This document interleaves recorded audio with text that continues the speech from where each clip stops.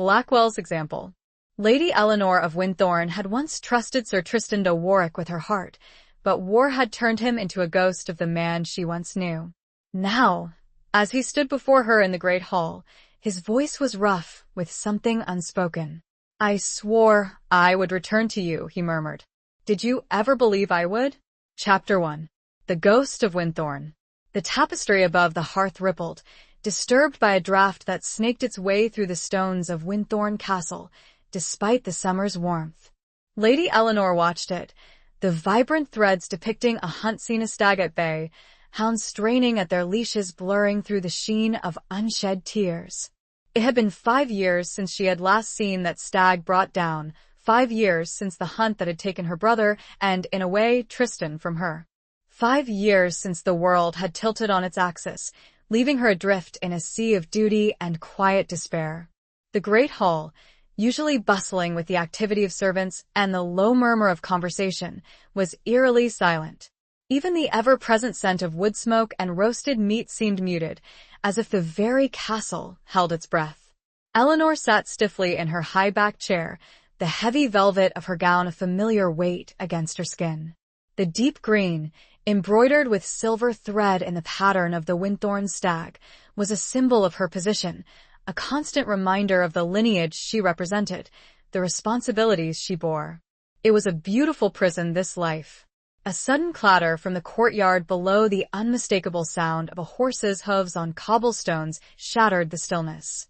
Eleanor's hand tightened on the armrest, her knuckles white against the worn wood. She hadn't expected him. Not yet. Not ever, perhaps, in the deepest, most secret corners of her heart. She had resigned herself to a life lived in the shadow of what might have been, a life governed by the cold practicality of managing her brother's estates, of securing alliances, of ensuring the survival of her house. Love, she had learned, was a luxury a woman in her position could ill afford. Footsteps echoed in the corridor, heavy and measured, each step a hammer blow against the fragile composure she had so carefully constructed. The massive oak doors to the hall swung inward, revealing a figure silhouetted against the bright afternoon light. He paused on the threshold, allowing her a moment to study him, a moment she both craved and dreaded. He was taller than she remembered, broader of shoulder, his presence filling the doorway in a way that made the vast hall seem suddenly small. The sunlight glinted off the chain-mail he still wore, the links dulled with the grime of travel, the surcoat bearing the Warwick crest, a silver falcon on a field of azure similarly stained. His face, when he finally stepped fully into the room, was a landscape of hard planes and sharp angles, weathered by sun and wind, etched with lines that hadn't been there before. His hair, once the color of sun-ripened wheat, was streaked with silver, tied back carelessly at the nape of his neck. But it was his eyes that held her captive. The same startling blue, like the heart of a winter sky, but now haunted. Hollowed. He removed his helmet, tucking it under his arm, the movement revealing a scar that bisected his left eyebrow, a pale line against his tanned skin.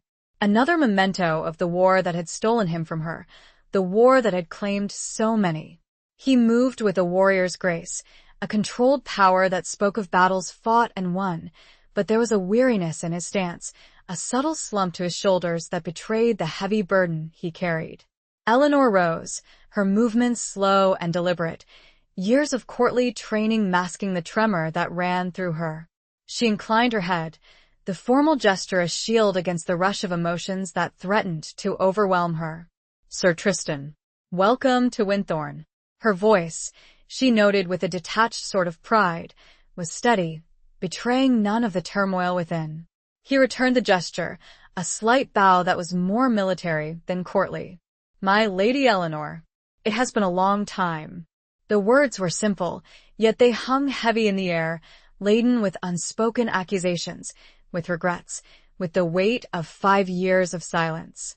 He took a step closer, and she could smell the faint scent of leather and steel, the familiar, comforting aroma of him, overlaid with a sharper tang of sweat and something else, something indefinable, a scent of distant lands and danger. It was a scent that stirred something deep within her, a memory of stolen moments in the apple orchard, of whispered promises under a harvest moon, of a love that had bloomed bright and brief before being consumed by the flames of war.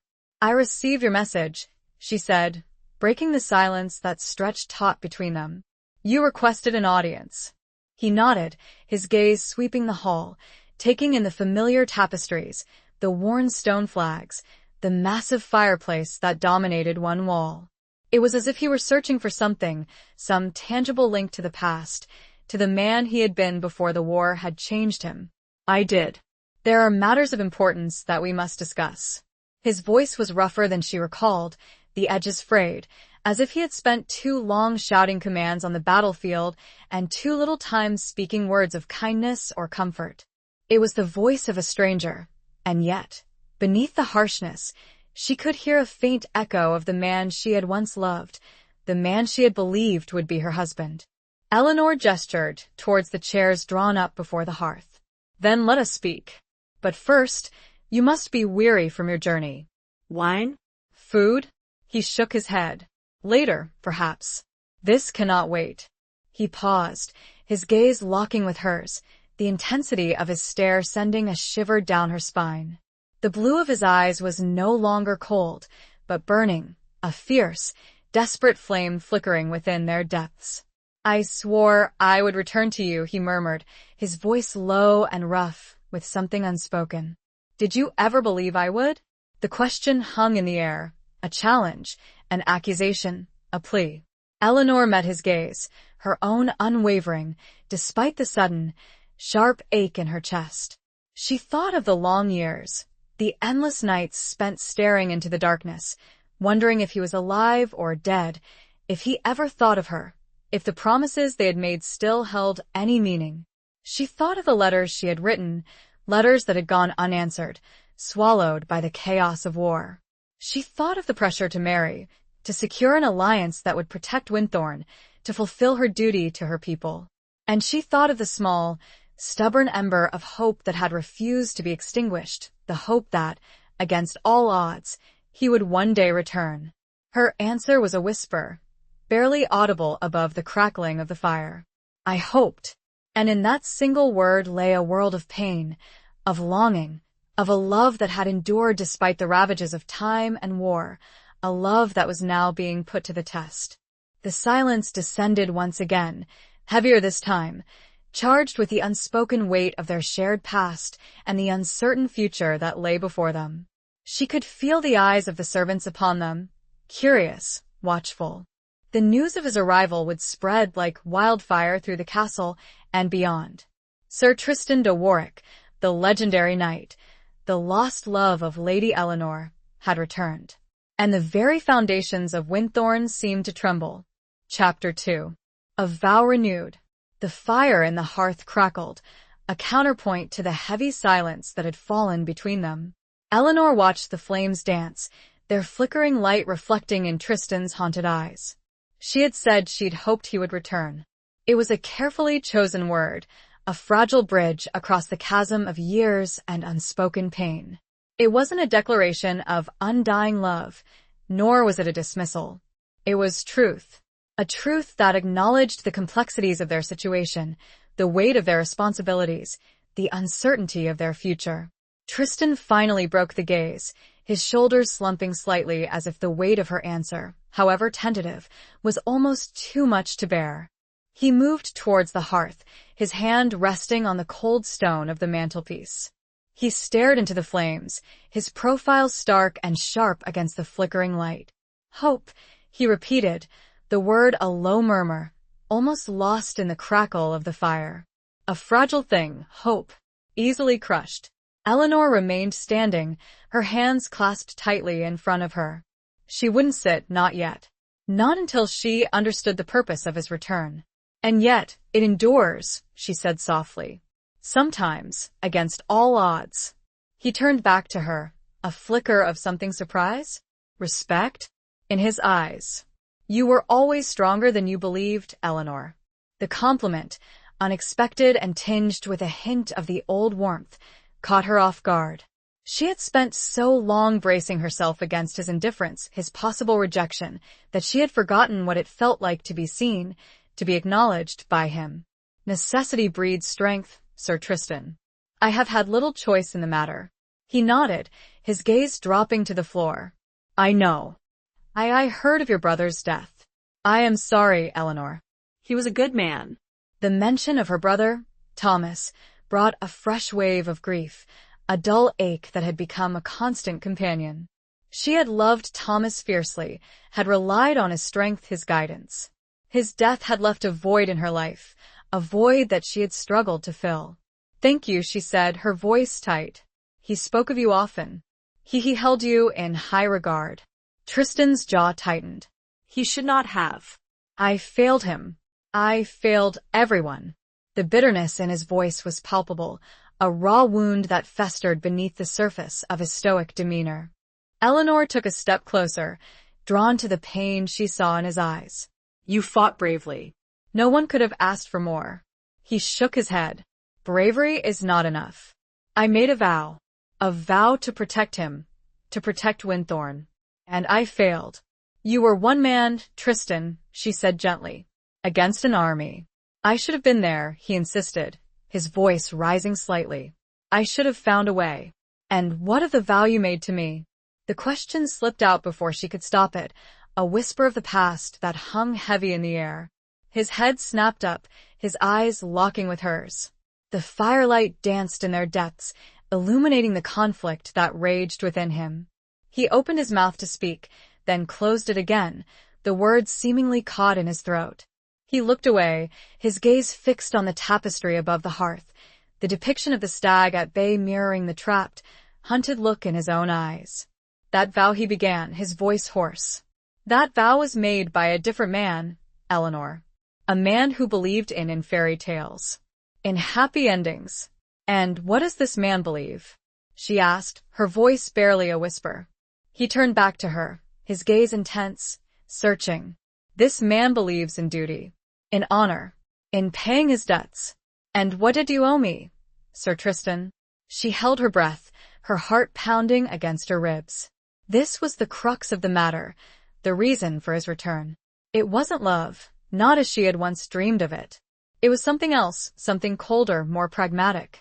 He took a deep breath, his shoulders straightening, his gaze unwavering. The debt of a broken promise. The debt of a life unlived. He paused, then spoke the words that would change everything. I have come to ask for your hand in marriage, Lady Eleanor. Not out of love, not as we once envisioned it, but out of obligation. Out of a need to fulfill the vow I made to you, to your brother, to Winthorne. The words hung in the air, heavy and stark, devoid of the romance she had once craved. It was a proposal born of duty, not desire, a contract, not a courtship. And yet, beneath the cold practicality of his words, she sensed something more, a flicker of the old feelings, a spark of the love that had once burned so brightly between them. It was buried deep, hidden beneath layers of guilt and regret, but it was there. And it was enough, for now, to give her hope. Not the fragile hope of a young girl's dreams, but the stronger, more resilient hope of a woman who had learned to survive in a world of harsh realities. She met his gaze, her own unwavering. And what if I refuse, Sir Tristan? She asked softly. What if I release you from your obligation? A flicker of surprise crossed his face, followed by a shadow of relief. It was gone so quickly that she couldn't be sure. I would understand, he said, his voice low. But I would not be free. Not truly. Then I will not release you, she said, her voice firm. I accept your proposal, Sir Tristan. Not out of obligation, but out of necessity. Winthorne needs a strong lord. And she hesitated, then forced herself to speak the truth. And I need you. The tension that had held him rigid seemed to seep away, leaving him looking suddenly vulnerable, almost young. He took a step closer, his hand reaching out as if to touch her, then stopping, hovering in the air between them. Eleanor, he began, his voice rough with emotion. I do not deserve you. She smiled, a sad, knowing smile. Perhaps not. But we do not always get what we deserve, do we? We get what we need. And right now, we need each other. He closed the distance between them, his hand finally finding hers, his fingers wrapping around hers, warm and strong. It was a touch that spoke of promises renewed, of a future uncertain, but a future they would face together. The fire crackled merrily on. Outside, a soft rain started to fall, the gentle drumming sound a soothe to frayed and damaged spirits. He looked at her, truly looked, and in the quiet of the castle hall, with only the sound of the rain for company, something long thought dead began, very tentatively, to stir. Chapter 3. Shadows of the Past. The formal announcement of their betrothal was made the following day, in the same great hall where Tristan had reappeared like a ghost from her past. The news was met with a mixture of relief and apprehension by the assembled household and retainers. Relief that Winthorne would have a lord, a protector, a strong hand to guide them through uncertain times. Apprehension because Sir Tristan de Warwick was an unknown quantity, a man forged in the crucible of war, a man who carried the weight of a broken promise and a shadowed past. Eleanor, standing beside him, felt the weight of their gazes, the unspoken questions, the doubts that swirled beneath the surface of polite smiles and murmured congratulations. She maintained a serene facade, the practiced composure of a noblewoman, but beneath the surface, her own doubts churned. She had accepted his proposal out of a complex mix of duty, necessity, and a lingering flicker of the love she had once felt for him. But could she truly trust him? Could she build a life with a man who admitted he did not love her, a man who was haunted by the ghosts of his past? Tristan, for his part, played the role of the dutiful fiancé with a stoic grace that bordered on aloofness. He answered questions politely. He acknowledged congratulations with a nod. He treated Eleanor with a formal courtesy that was both reassuring and unsettling. It was as if he were holding himself apart, maintaining a distance that prevented any real connection, any genuine warmth.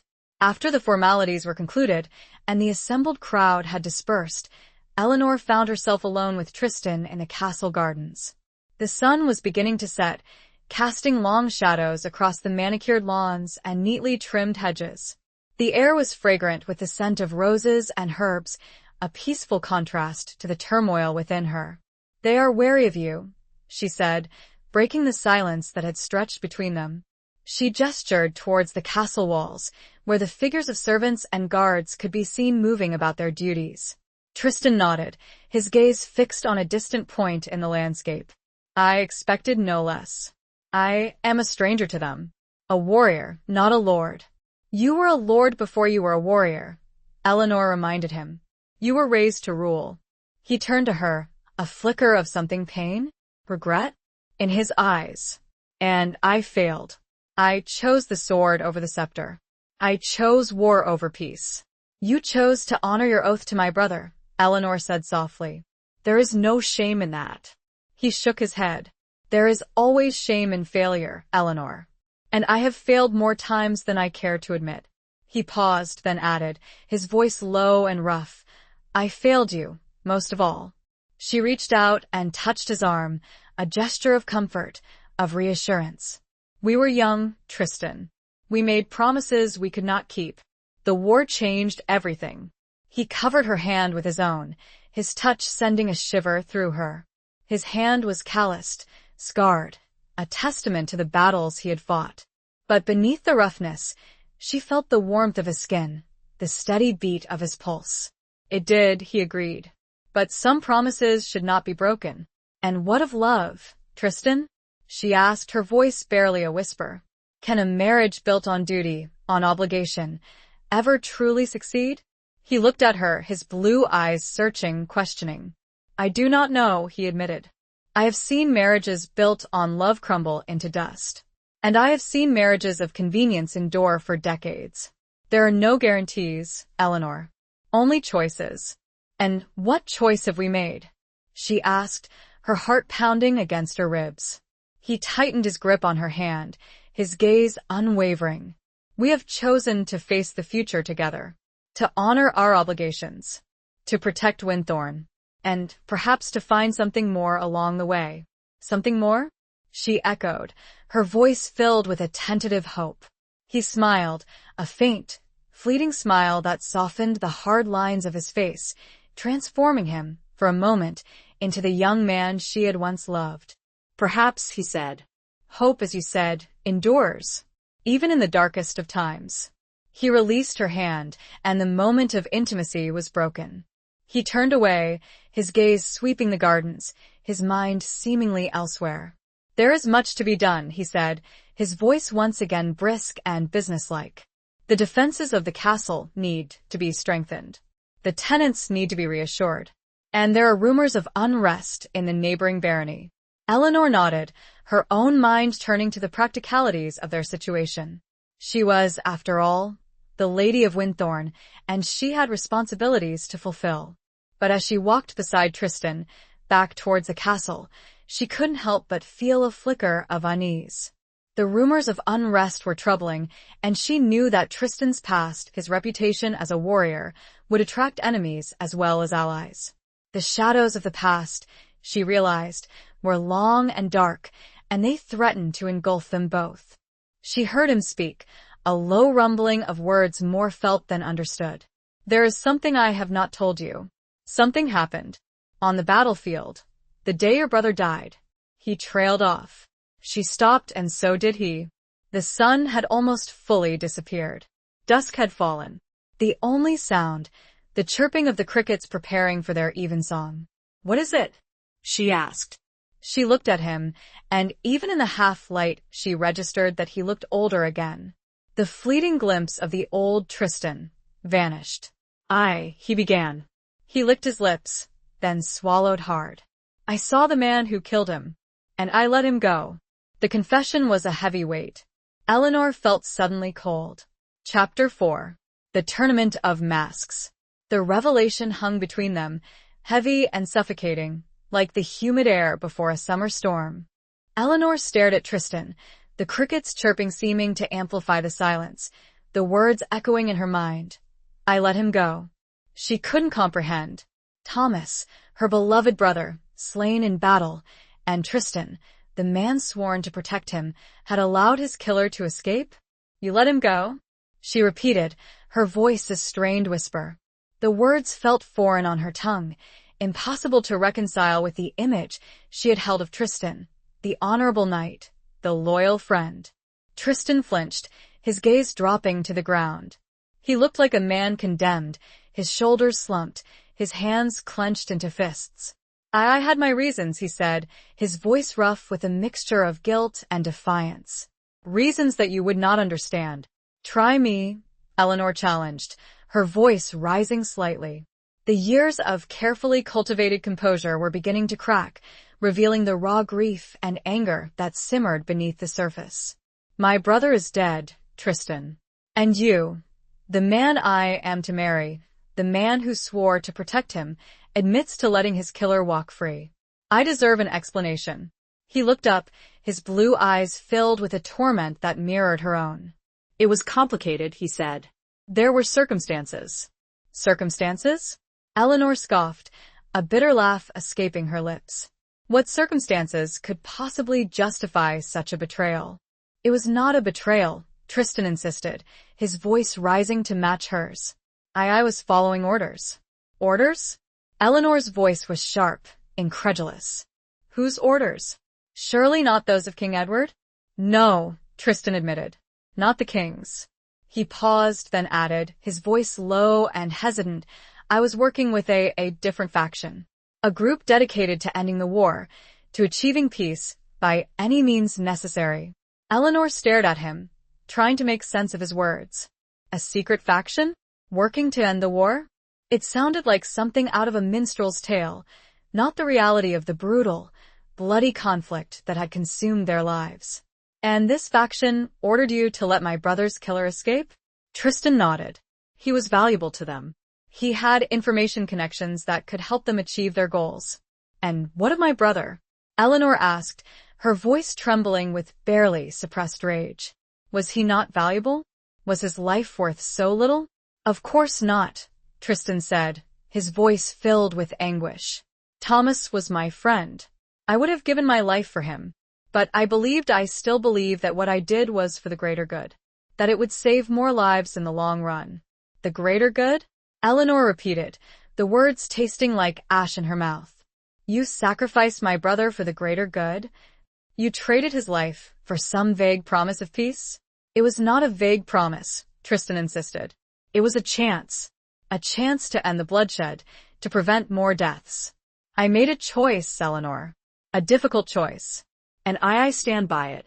Eleanor turned away, unable to look at him, the pain and anger overwhelming her. She walked towards a nearby stone bench, her legs feeling weak and unsteady. She sat down heavily, her hands clenched tightly in her lap. She felt betrayed, not only by Tristan, but by the ideals she had once believed in, the notions of honor and loyalty that had seemed so clear-cut before. I do not understand you, she said, her voice barely a whisper. I do not understand how you could do such a thing. Tristan followed her, standing before her, his shadow falling across her.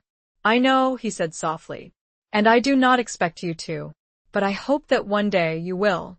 He reached out and touched her cheek, his fingers gentle against her skin. She flinched at his touch, the gesture feeling like a violation, a reminder of the trust that had been shattered. He withdrew his hand, his face etched with pain. I will leave you to your grief, he said, his voice heavy with resignation. But I will not apologize for what I did. I believe it was the right thing to do, even if it cost me everything. He turned and walked away, his figure disappearing into the gathering darkness.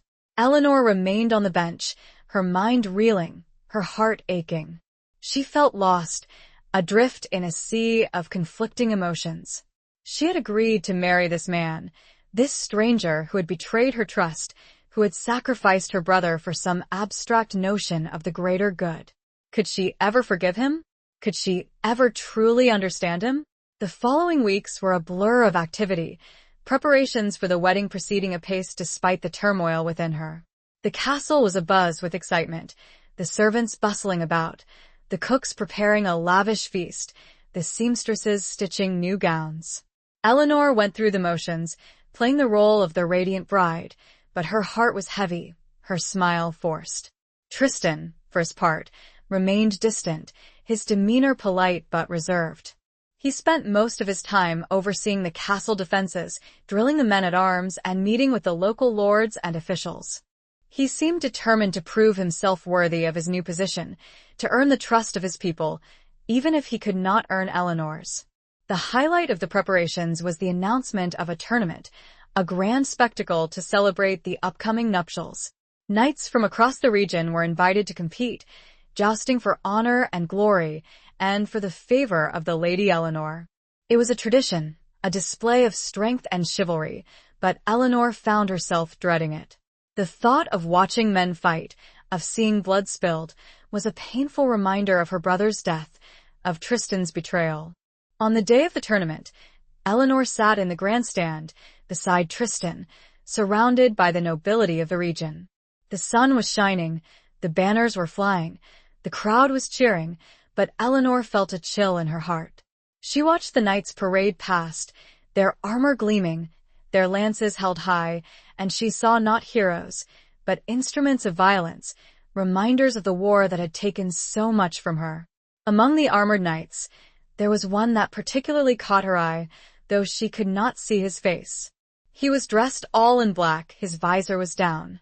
The only insignia, a stark white raven in flight. He looked lethal, powerful. And when he finally clashed with his opponent, she was shocked. She could have sworn that under that helm, behind that black armor was... But it couldn't be. Chapter 5. Whispers in the Gallery.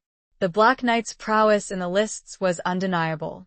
He unseated opponent after opponent with a brutal efficiency that bordered on frightening.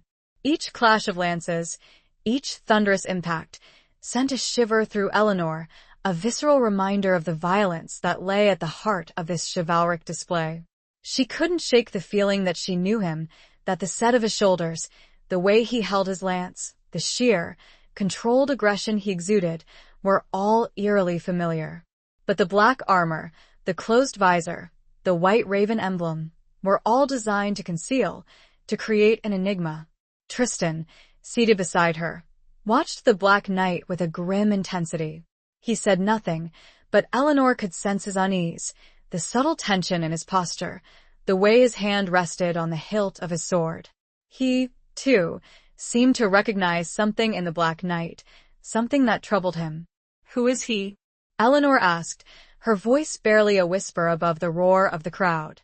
Tristan shook his head. I do not know. He did not register his name. Only the raven emblem.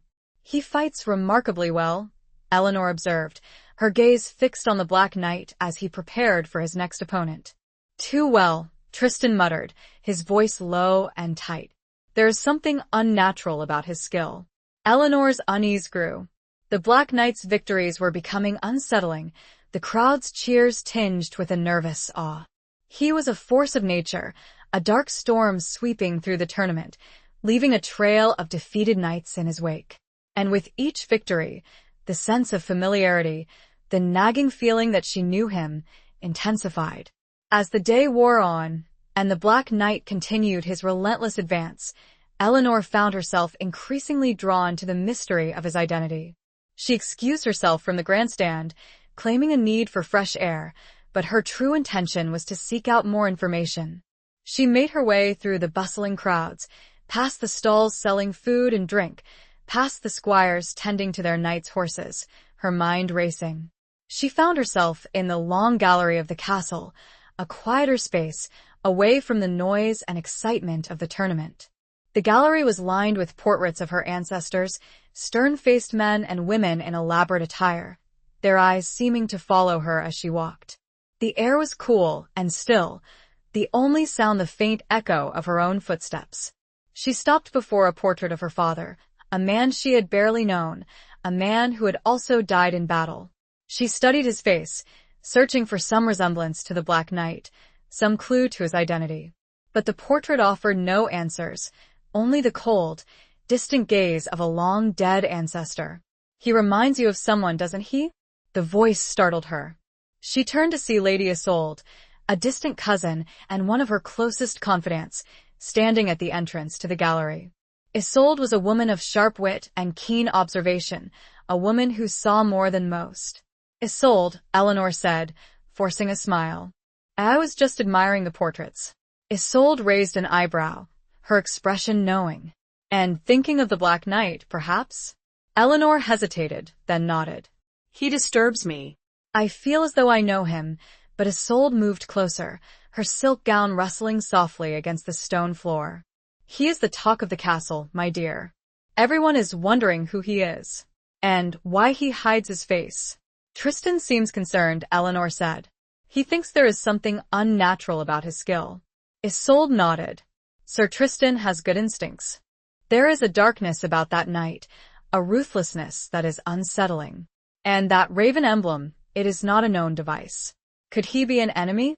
Eleanor asked, her voice low. Isolde shrugged. Possibly. Or something else entirely. She paused, then added, her voice dropping to a whisper. There are rumors, Eleanor. Whispers of a secret society. A group of knights dedicated to a different cause. A cause that may not align with the king's. Eleanor's heart skipped a beat. Tristan's words echoed in her mind. I was working with a different faction. Could the Black Knight be connected to that same group? Could he be the man who had killed her brother? What sort of cause? Eleanor asked, her voice trembling slightly. Isolde glanced around, as if to make sure they were alone. A cause that seeks to control the throne. To manipulate events from the shadows. And Tristan? Eleanor began, then stopped, unable to voice the question that had been haunting her. Isolde met her gaze, her expression grave.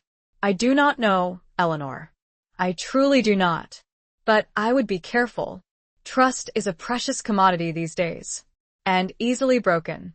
Isolde's words confirmed Eleanor's worst fears.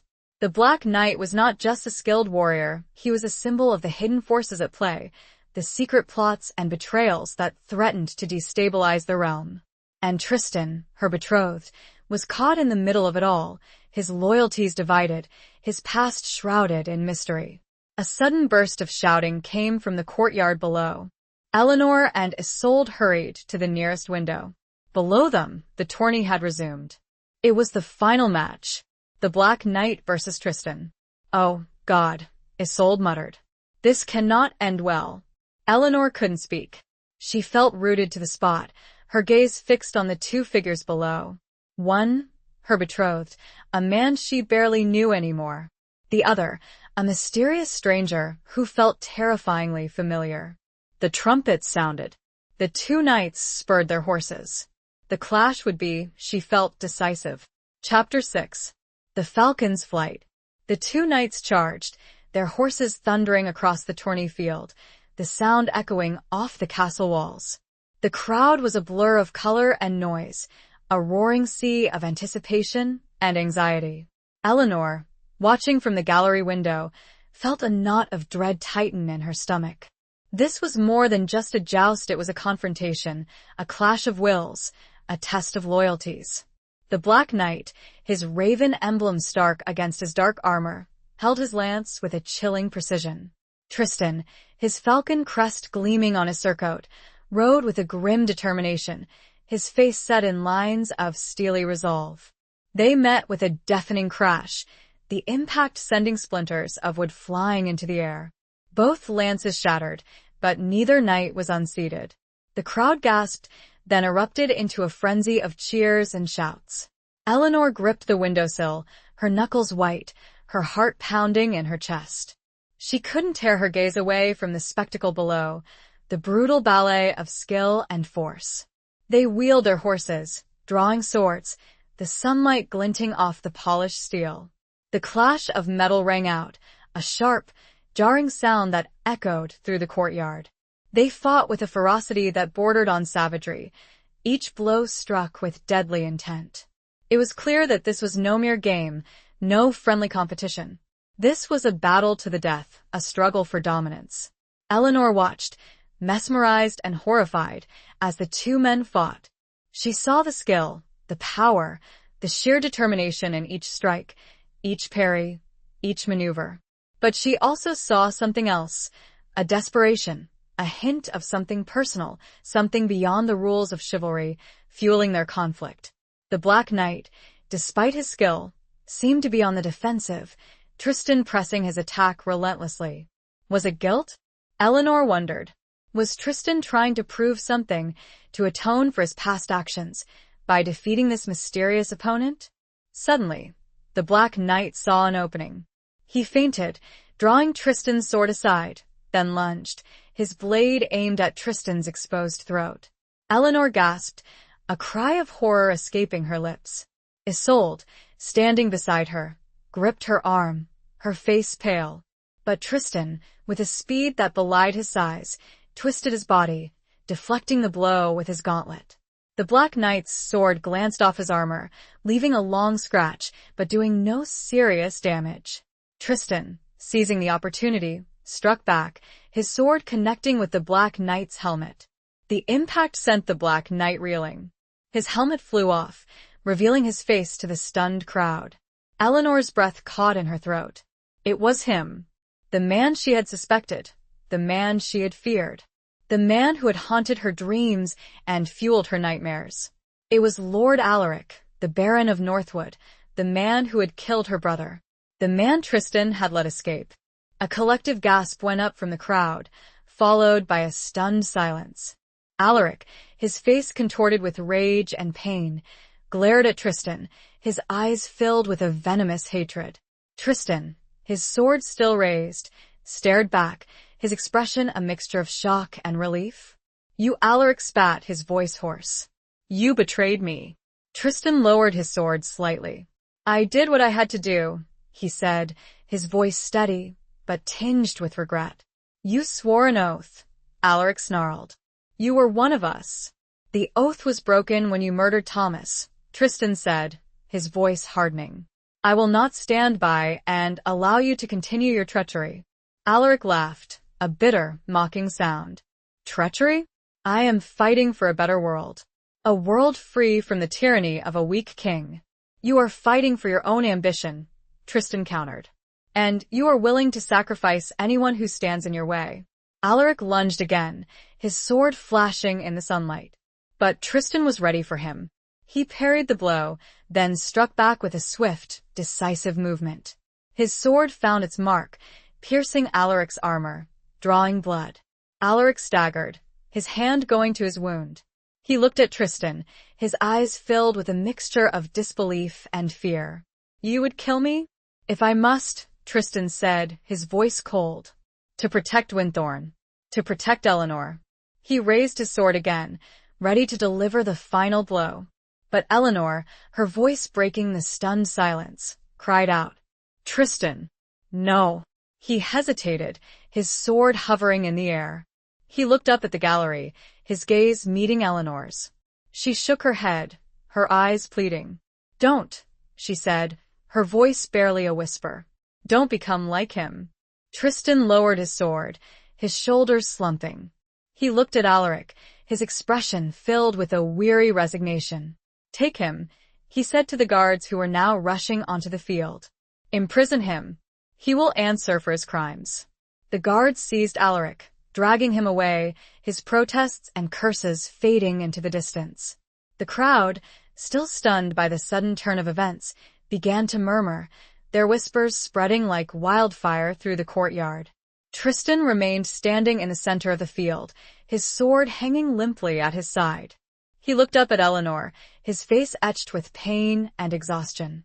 He had won the tournament, he had defeated his enemy, he had revealed a traitor.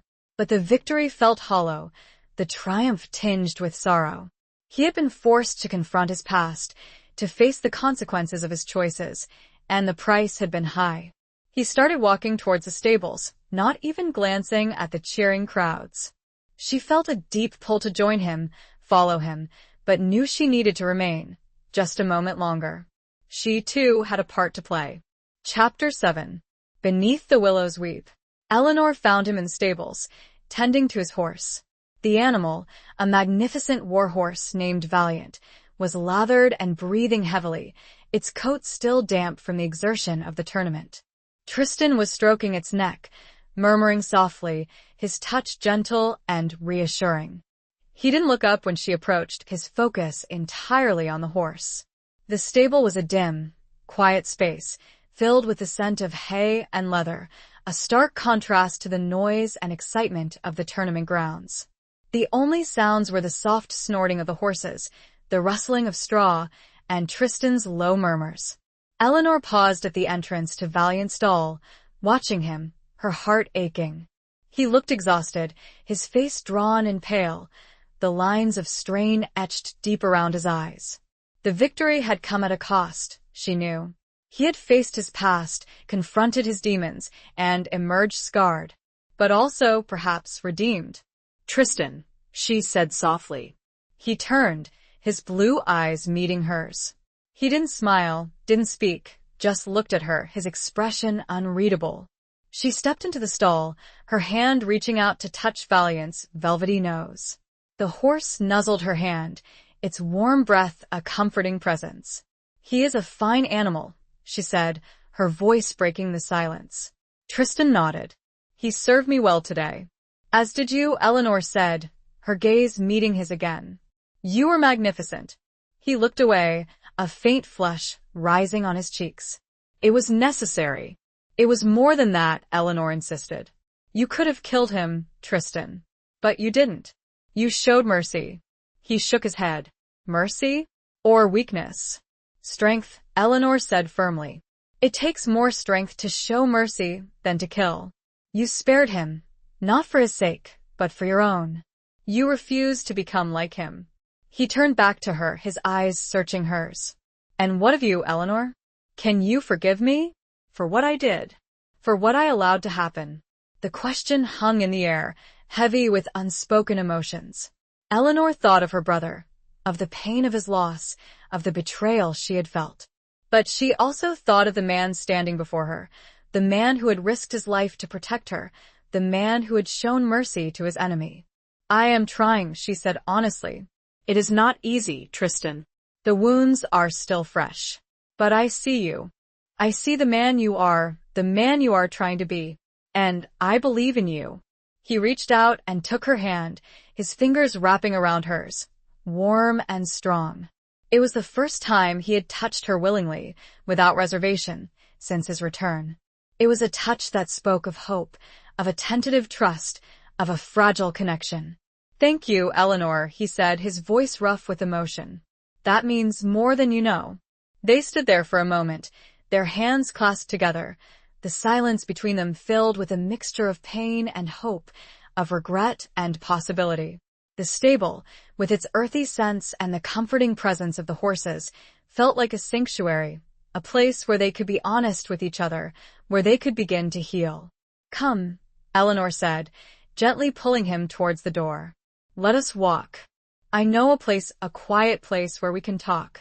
She led him out of the stables and into the castle gardens. The sun was beginning to set, casting long shadows across the lawns and flower beds.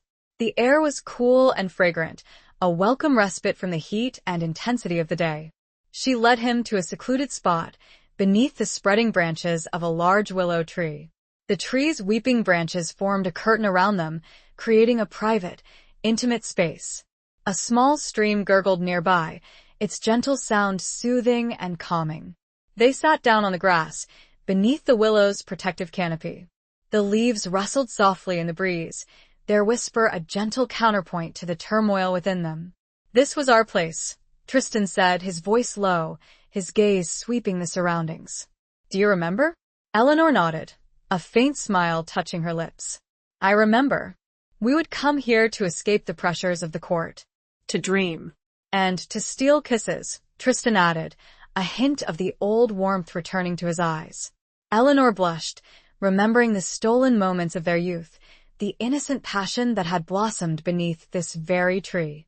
It seemed a lifetime ago, a different world. "We were so young," she said softly. "So naive." "And so in love," Tristan added, his gaze meeting hers.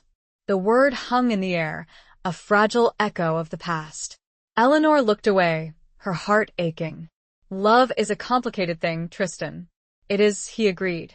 "But it is also the most powerful force in the world. It can destroy, but it can also heal." He reached out and touched her cheek, his fingers tracing the curve of her jawline. She didn't flinch this time, didn't pull away. She met his gaze, her eyes searching his. "Do you think, Eleanor," he started, his voice raw, "that there is still a chance for that love? Can it be rekindled?" She held her breath, her heart pounding. The question was both terrifying and exhilarating. She did not answer immediately. She wanted to. She wanted to say yes, to throw her arms around him and erase the intervening years. But something held her back. The last vestiges of doubt. I don't know," she whispered at last. Chapter 8. A serpent in the garden. The uncertainty hung between them, a fragile silence punctuated only by the rustling of the willow leaves and the gentle murmur of the stream.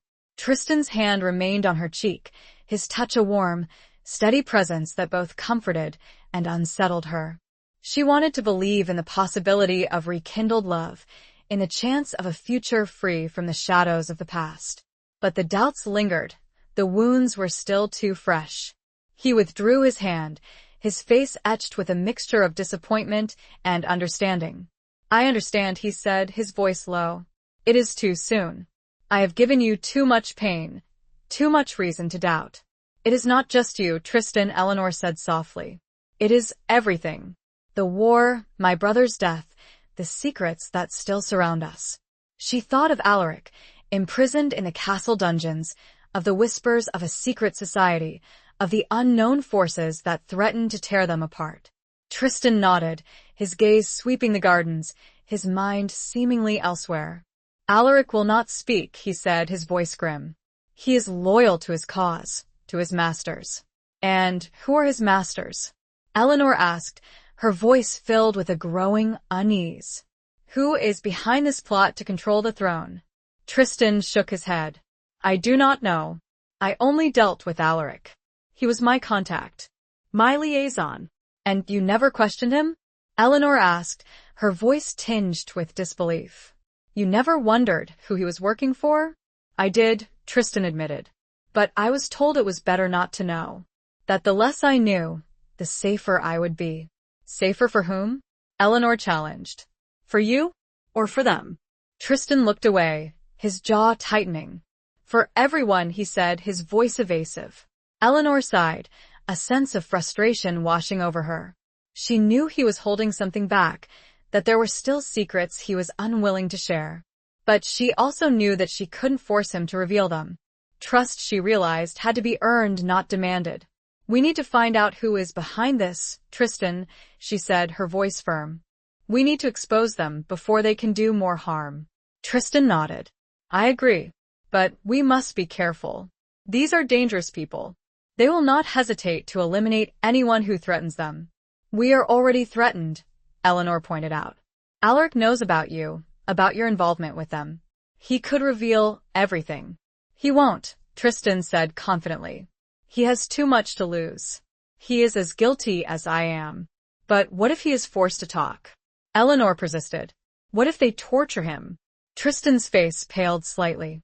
They wouldn't, he said, but his voice lacked conviction. They would, Eleanor said, her voice filled with a chilling certainty.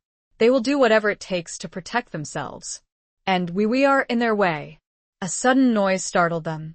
The rustling of leaves, the snapping of a twig. Tristan's hand went to the hilt of his sword, his body tensing, his senses alert. He scanned the surroundings, his eyes searching the shadows beneath the trees. Who's there? He called out, his voice sharp, commanding.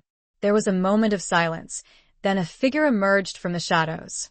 It was a woman, dressed in a simple gown, her face pale and drawn. It was Lady Isolde, her expression filled with alarm. Isolde? Eleanor said, rising to her feet. What is it? What is wrong? Isolde rushed towards them, her breath coming in ragged gasps. It's Alaric, she stammered. He's escaped. Eleanor's blood ran cold. Escaped? She repeated, her voice barely a whisper. How? I do not know, Isolde said, shaking her head. The guards, they are dead. All of them. Slain silently. No alarm was raised. Tristan's face was a mask of grim determination. He had help, he said, his voice low and tight. Someone inside the castle. Someone who knew the layout, the routines, the passwords. A traitor, Eleanor breathed, her mind reeling. The serpent, she realized, was not just in the garden, it was within the very walls of Winthorn. We must find him, Tristan said, his hand still on his sword. Before he can do more damage. Before he can warn his masters. And, before he can reach Dutme, Eleanor realized. The implications of this were terrifying. Someone within her own household, someone she likely trusted, had betrayed them all. She felt suddenly vulnerable, exposed. Tristan turned to her, his expression fierce. I will not let him harm you. I swear it, he stated. His words, though strong, did little to comfort her. He had made promises before, and broken them. We must find the traitor, Tristan. We must discover who helped him. And why? She responded. She looked at Isolde, and then back at Tristan. The setting sun was casting long, dark shadows. And in those shadows, danger lurked. She could feel it. Chapter 9. The Price of Loyalty. The news of Alaric's escape and the murder of the guards sent a wave of fear and suspicion through the castle. Every servant, every guard, every member of the household was a potential suspect. Trust, once a given, was now a luxury they could ill afford. Tristan, his face grim, immediately ordered a thorough search of the castle and its grounds. He interrogated the remaining guards, the castle staff, even the visiting nobles who had remained after the tournament. He questioned them relentlessly, searching for any clue, any hint of betrayal, any sign of complicity. Eleanor, despite her fear, assisted Tristan in his investigation. She knew the castle and its inhabitants better than he did, and she had a keen eye for detail, a knack for noticing the subtle nuances of behavior that might betray a guilty conscience. But the search proved fruitless. No one seemed to know anything. No one admitted to seeing anything suspicious. The traitor, it seemed, had covered their tracks well, leaving no trace of their involvement. The atmosphere in the castle was thick with tension, with suspicion, with unspoken accusations. Every conversation was guarded. Every glance was scrutinized. Every whisper was magnified. The joy of the upcoming wedding had been replaced by a pervasive sense of unease, of impending doom.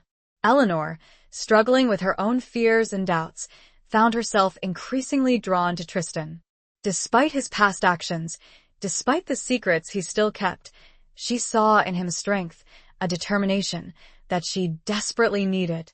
She saw the burden he carried, the guilt he felt, the responsibility he had taken upon himself to protect her, to protect Winthorne. One evening, as they sat together in the library, poring over maps of the castle, searching for possible escape routes, Eleanor finally voiced the question that had been haunting her.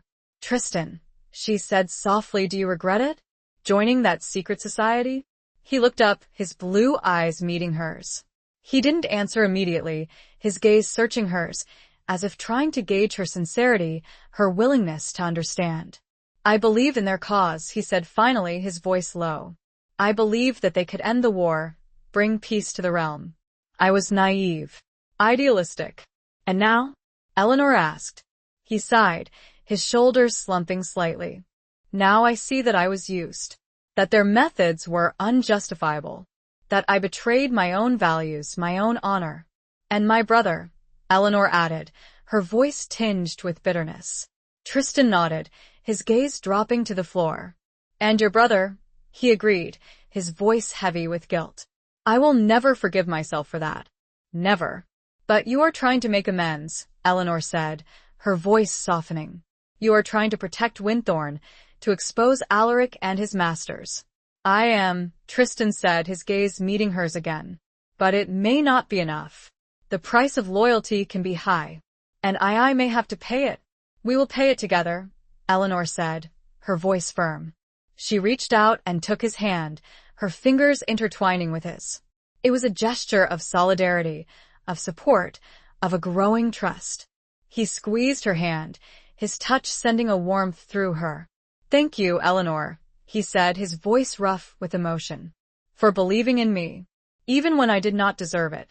"We all make mistakes, Tristan," she said softly. "It is what we do after that matters. How we learn from them. How we grow." They sat in silence for a moment, their hands clasped together, the weight of their shared burden easing slightly in the warmth of their connection. The flickering candlelight cast dancing shadows on the walls, illuminating the shelves filled with ancient tomes, the silent witnesses to centuries of history, of triumphs and tragedies. Suddenly, a knock on the door interrupted their quiet moment. A guard entered, his face pale and anxious. "My lord, my lady," he said, his voice trembling slightly. "There has been another incident." Tristan rose immediately, his hand going to the hilt of his sword. "What is it?" he asked, his voice sharp. "It's Lady Isolde," the guard stammered. "She has been found. In the chapel. She is dead." Eleanor gasped, her hand flying to her mouth. Isolde, her friend, her confidant. Murdered? It was too much to bear. The serpent, she realized, was striking again, silencing anyone who might know the truth. And they were running out of time. The guard continued, his voice shaking. "And there was a message, written in blood, on the altar." Tristan's expression hardened. "What did it say?" he demanded. The guard swallowed hard. "The rose has thorns." Eleanor felt a chill go down her spine. That was her family's symbol. This was a direct threat. She looked at Tristan, her eyes wide with terror. They both knew. This was just the beginning. Chapter 10. Letters of Deceit. Isolde's death and the chilling message left at the scene cast a pall of fear and despair over Winthorne. The sense of security, already fragile, shattered completely. The enemy was not just within the walls, they were striking at the heart of the household, silencing those closest to Eleanor. Eleanor was devastated by the loss of her friend. Isolde had been a confidant, a source of strength and wisdom, a kindred spirit in a world of courtly intrigue and political maneuvering. Her murder was a personal blow, a cruel reminder of the danger they faced, of the ruthlessness of their enemies. Tristan, his face a mask of grim determination, redoubled his efforts to find the traitor. He questioned everyone again, this time with a renewed intensity, his suspicions heightened by Isolde's death. He knew that the killer was someone they trusted, someone who had access to the innermost parts of the castle, someone who knew their movements, their plans. Eleanor, despite her grief, forced herself to assist Tristan. She knew that Isolde's death was not just a personal tragedy, it was a strategic move by their enemies, a calculated attempt to weaken them, to isolate them, to silence any opposition. They spent hours searching Isolde's chambers, hoping to find some clue, some hint of her killer's identity. They examined her belongings, her correspondence, her personal effects, searching for anything that might shed light on the mystery. The room was a reflection of Isolde's personality, elegant, refined, filled with books, artwork, and small, personal treasures. It was a room that spoke of a life cut short, of a bright spirit extinguished too soon. As they searched, Eleanor came across a small, locked chest hidden beneath a pile of silks in Isolde's wardrobe. It was a chest she had never seen before, a chest that seemed out of place among Isolde's other belongings. "Tristan," she said, her voice trembling slightly. "Look at this." He came over, his brow furrowed. He examined the chest, his fingers tracing the intricate carvings on its surface. It was made of dark wood, bound with iron, and secured with a heavy lock. "Do you know what is in it?" he asked. Eleanor shook her head. "I have never seen it before. Isolde never mentioned it." Tristan tried to force the lock, but it was too strong. He drew his dagger, attempting to pry it open, but the blade snapped. "We need a locksmith," he said, his voice frustrated. "There is one in the village," Eleanor said. "But it will take time to fetch him." "We do not have time," Tristan said, his voice grim. The traitor could strike again, at any moment. He looked at the chest, his eyes narrowed in thought. Then, he drew his sword, the polished steel gleaming in the candlelight. "Stand back, Eleanor," he said. He raised his sword, then brought it down with a swift, powerful blow. The chest splintered, the lock breaking with a loud crack. The lid flew open, revealing the contents within. Inside, nestled among layers of velvet, were several letters. They were tied together with a ribbon, the seals broken. Tristan picked them up, his hands trembling slightly. He examined the handwriting on the first letter, his eyes widening in disbelief. These are from Alaric," he said, his voice hoarse. "To Isolde." Eleanor gasped, her heart pounding in her chest. Letters from Alaric to Isolde? What did it mean? Tristan began to read the letters aloud, his voice filled with a growing horror. The letters revealed a secret correspondence between Alaric and Isolde, a correspondence that spanned several years. They spoke of a shared cause, a secret society, a plot to overthrow the king. They spoke of love. Eleanor listened in stunned silence, her mind reeling. Isolde, her friend, her confidant, had been Alaric's lover, his accomplice, a traitor to Winthorne, to the king, to her.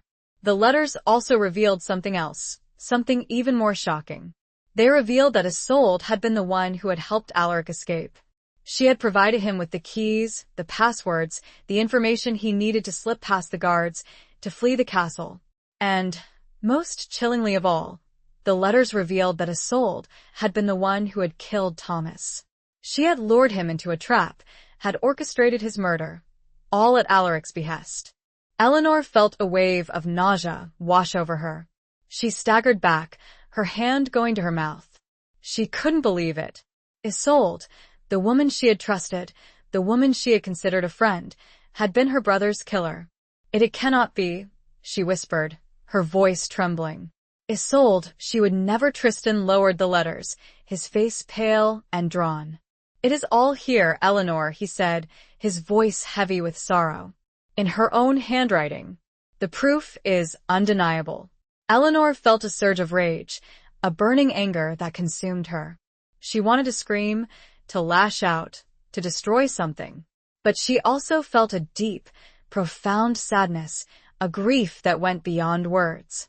Tristan reached out and took her hand, his touch surprisingly gentle. I am so sorry, Eleanor, he said, his voice filled with a genuine compassion. She looked at him, her eyes filled with tears. I trusted her, she whispered. I loved her. I know, Tristan said softly. And she betrayed you. Betrayed us all. The weight of the betrayal was almost unbearable. Eleanor felt as though the world had shifted beneath her feet, that everything she had believed in had been shattered. The letters, the evidence of Isolde's treachery, were a damning indictment, a cruel twist of fate that left her reeling. She felt alone, vulnerable, and, chillingly, she realized that she didn't know who else might be part of the plot. Could anyone be trusted? Chapter 11. The Huntress and the Heart. The discovery of Isolde's treachery and her role in Thomas's murder sent Eleanor spiraling into a maelstrom of grief and rage. The betrayal cut deep, twisting the knife of loss that had already been lodged in her heart. She had loved Isolde, trusted her, and the revelation that her friend had been her brother's killer was almost unbearable. Tristan, despite his own shock and dismay, tried to comfort her, offering a steady presence amidst the storm of her emotions. He held her, listened to her, and shared in her grief, his own past betrayals adding a layer of understanding to his empathy. But Eleanor found herself withdrawing, retreating into a shell of anger and suspicion. She couldn't reconcile the image of Isolde, the warm, witty confidant, with the cold-blooded killer revealed in the letters. The world, once familiar and relatively safe, had become a treacherous landscape, filled with hidden enemies and unknown threats. She began to question everyone. If Isolde, so close to her, could be a traitor, then who else could be involved? Who else was hiding their true allegiance, their secret motives? The doubt and suspicion poisoned her thoughts, making it difficult to trust anyone, even Tristan. One morning, after a sleepless night spent wrestling with her demons, Eleanor found herself drawn to the forest that bordered Winthorne Castle. She needed to escape the stifling atmosphere of the castle, the whispers, the suspicious glances, the weight of her grief. She needed to breathe, to think, to find some semblance of peace. She saddled her horse, a spirited mare named Luna, and rode out into the forest, the cool morning air brushing against her face. The trees, their leaves of vibrant green, towered above her, creating a canopy of dappled sunlight and shadow. The sounds of the forest, the birdsong, the rustling of leaves, the gentle murmur of a nearby stream, soothed her frayed nerves. She rode for hours, following a winding path that led deeper and deeper into the woods. She lost herself in the rhythm of the ride, in the beauty of the natural world, allowing her thoughts to drift, her emotions to settle. As she rode, she came across a clearing, a small, secluded space bathed in sunlight. In the center of the clearing, a stag stood grazing, its antlers magnificent, its coat a rich, reddish-brown. It was a beautiful creature, a symbol of strength and nobility, a reminder of the Winthorne crest, of her family's lineage. Eleanor reined in Luna, watching the stag, her heart aching. The sight of the animal brought back memories of her brother, of the hunt that had taken his life, of the betrayal that had shattered her world. She dismounted, her movements slow and deliberate. She approached the stag, her hand reaching out, her intention not to harm, but to connect, to find some solace in the presence of this wild creature. But as she drew closer, the stag lifted its head, its ears twitching, its eyes alert. It sensed her presence, her grief, her anger. It snorted, pawing the ground, its muscles tensing, ready to flee. And then Eleanor saw something else. A flicker of movement in the trees, a glint of metal, a shadow lurking in the shadows. Someone was watching her, stalking her, just as they had stalked the stag. She realized, with a chilling certainty, that she was not the hunter, but the hunted. She was the heart, the prey, and the serpent was still at large, still seeking to destroy her. She turned, her hand going to the dagger she carried at her waist. She scanned the trees, her eyes searching for any sign of her pursuer. She saw nothing, but she could feel their presence, their eyes upon her, their intent to harm. She knew she had to escape, to get back to the castle, to warn Tristan. But she also knew that she couldn't simply run. She had to fight. She had to defend herself. She had to become the huntress, not the heart. She drew her dagger, the cold steel a comforting weight in her hand. She stood her ground, her body tensing, her senses alert. She waited, her eyes fixed on the shadows, her heart pounding in her chest. "Come out," she called, her voice steady, despite the fear that gripped her. "Show yourself." There was a moment of silence, then a figure emerged from the trees. It was a man, dressed in dark clothing, his face obscured by a hood. He held a drawn sword, the blade gleaming in the sunlight. He was not Alaric, but he had the same chillingly familiar stance. The build. "Everything." Who are you? She asked, trying to keep the fear from her voice. "It does not matter," came the reply. His voice was muffled, distorted, but she was certain. She knew that voice. She knew it from the day her brother died. It was him. Chapter 12. Flames of Rebellion. The hooded figure advanced, the sword held steady, his movements fluid and deadly. Eleanor gripped her dagger, her heart pounding in her chest, her mind racing. She recognized the voice, the stance, the chilling familiarity of this assassin. It was the same man who had been at Thomas's side the day he was murdered. He had been disguised as the Black Knight, and he had been disguised as a trusted member of their guard. The one who had reported Isolde's death. She breathed, the realization hitting her with the force of a physical blow. "You were the one in the guard." The figure chuckled, a low, menacing sound that sent shivers down her spine. "Clever girl," he said, his voice muffled by the hood. "But it matters not. You know too much. You must be silenced. You killed Isolde," Eleanor accused, her voice trembling with rage and grief. "And you killed my brother." "Isolde was a fool," the figure said dismissively. "She outlived her usefulness. As for your brother, he was in the way." "In the way of what?" Eleanor demanded. "What is this plot? Who are you working for?" The figure laughed again, a chilling, mocking sound. "You will never know," he said. "Your curiosity will be your undoing." He lunged, his sword flashing in the sunlight. Eleanor reacted instinctively, parrying the blow with her dagger. The force of the impact sent a jolt of pain up her arm, but she held her ground. She was outmatched, she knew. He was taller, stronger, and armed with a longer weapon. But she was also desperate, fueled by grief and rage, and determined to survive. They fought, the clash of metal echoing through the clearing. Eleanor moved quickly, dodging and weaving, using her agility to her advantage.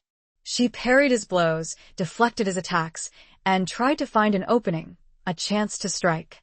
But he was too skilled, too experienced. He anticipated her moves, countered her attacks, and pressed her relentlessly. She felt her strength waning, her breath coming in ragged gasps. He disarmed her, his sword knocking the dagger from her hand. It clattered to the ground, out of reach. She stumbled back, her eyes wide with fear.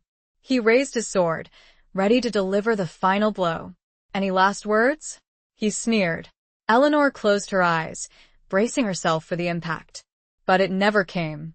Instead, she heard a shout, a roar of anger, and the unmistakable sound of a horse's hooves thundering across the clearing. She opened her eyes to see Tristan, riding valiant, charging towards them, his sword drawn. The hooded figure turned, his eyes widening in surprise. He had been so focused on Eleanor that he hadn't noticed Tristan's approach. Tristan, his face a mask of fury, rode straight at the assassin, his sword raised high. He struck with a force that sent the hooded figure sprawling, his sword flying from his hand. Tristan dismounted, his sword still drawn. He stood over the fallen assassin, his expression grim. "Who are you?" he demanded, his voice cold. "And who do you work for?" The hooded figure, his face still obscured, spat on the ground. "I will never tell you," he hissed. Tristan pressed his sword against the assassin's throat. "You will tell me," he said, his voice dangerously low. "Or you will die." The assassin hesitated, his eyes flickering with fear. He knew that Tristan was not bluffing. He had seen the ruthlessness in his eyes, the determination in his stance. I work for," he stammered. "I work for." Suddenly, an arrow whizzed through the air, striking the assassin in the chest. He gasped, his eyes widening in shock, then slumped to the ground, dead. Tristan and Eleanor stared in stunned silence at the body. Someone else, another hidden enemy, had silenced the assassin before he could reveal his master's identity. Tristan scanned the trees, his sword raised, his senses alert. He saw nothing, but he knew that they were not alone. The forest, once a place of peace and refuge, had become a battleground. He turned to Eleanor, his face etched with concern. "Are you all right?" he asked, his voice filled with a mixture of relief and anxiety. Eleanor nodded, her body trembling. I am," she said, her voice shaky. "Thank you, Tristan. You saved my life." He sheathed his sword, his gaze meeting hers. "I promised I would protect you," he said, his voice soft. "And I will." He reached out and took her hand, his touch sending a warmth through her. She looked at him, her eyes filled with a mixture of gratitude and something more. The fear was still there, the uncertainty, but beneath it, a spark of hope, of trust, had been rekindled. They returned to the castle, the dead assassin's body strapped to Valiant's back. The news of the attack, of the assassin's death, spread quickly, fueling the flames of rebellion that were already simmering beneath the surface. Tristan, knowing that they were running out of time, decided to act. He gathered the remaining loyal guards, the few he believed he could trust, and prepared for war. He knew, with dreadful certainty, that the attack in the forest was not an isolated incident. It was the beginning of a larger conflict, a coordinated assault on Winthorn on the crown. He looked at Eleanor. Her face, usually so serene, was now a mask of determination. "They want a war," she said, her voice low and steely. "Then we shall give them one." Chapter 13. The Prisoner of Athelney. The atmosphere in Winthorn Castle was thick with tension, with the anticipation of impending conflict. Tristan, his face grim, oversaw the preparations for war. He strengthened the castle defenses, drilled the men-at-arms, and sent scouts to gather intelligence on the enemy's movements. Eleanor, despite her fear, stood by his side, offering her support and counsel. She knew the castle and its surrounding lands better than anyone, and her knowledge proved invaluable in planning their defense. But despite their efforts, the situation grew increasingly dire. The rumors of rebellion, once whispered in hushed tones, were now shouted openly. The neighboring lords, those who had once been loyal to the king, were beginning to waver, their allegiance shifting towards the shadowy forces that threatened to overthrow the crown. Tristan knew that they were outnumbered, outmatched, and surrounded by enemies. He needed allies, reinforcements, if they were to have any chance of survival. He sent messages to the king, pleading for assistance, but the replies were slow in coming and filled with vague promises and empty reassurances. One evening, as they sat together in the war room, studying maps and discussing strategy, a messenger arrived, bearing a sealed letter. It was not from the king, but from an unexpected source. Abbot Michael, the head of the nearby Athelney Abbey. Tristan broke the seal and read the letter, his brow furrowing in surprise. He looked up at Eleanor, his expression a mixture of hope and apprehension. "The abbot offers us refuge," he said, his voice tinged with disbelief. "He says that Athelney Abbey is neutral ground, a sanctuary, a place where we can negotiate with our enemies." Eleanor stared at him, her mind racing. Athelney Abbey? A place of peace, of prayer, of neutrality? It seemed too good to be true. "Do you trust him?" she asked, her voice filled with suspicion. Tristan hesitated. "I do not know," he admitted. "The abbot has always been a friend to Winthorn. But these are treacherous times. Everyone has their secrets, their hidden agendas." "It could be a trap," Eleanor said, her voice low. "A way to lure us out of the castle, to capture us." "It could," Tristan agreed. "But it could also be our only hope. We are running out of time, Eleanor. We cannot hold Winthorn forever." They discussed the offer for hours, weighing the risks against the potential benefits.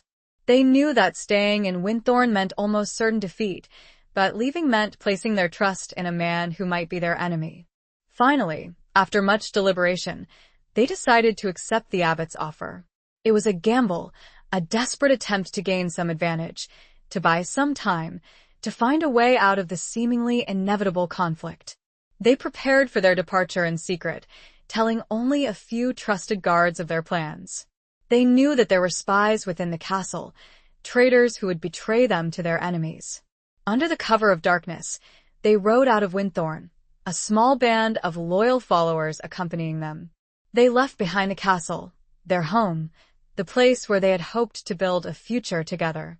They rode towards Athelney Abbey, towards an uncertain fate, their hearts filled with a mixture of fear and hope.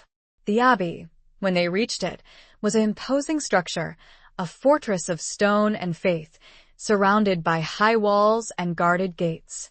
It was a place of peace, of prayer, of contemplation, but it also felt like a prison, a place where secrets were kept, where hidden agendas were pursued. Abbot Michael greeted them at the gates, his face serene, his eyes welcoming. He led them into the abbey, offering them food and shelter, assuring them of his neutrality, his desire for peace. He showed them to their chambers, simple rooms furnished with the bare necessities. He told them that he had arranged a meeting with their enemies, a council where they could negotiate, where they could find a resolution to the conflict. Eleanor, however, felt uneasy. The abbot's words were reassuring, but his eyes held a flicker of something unreadable. A hint of calculation?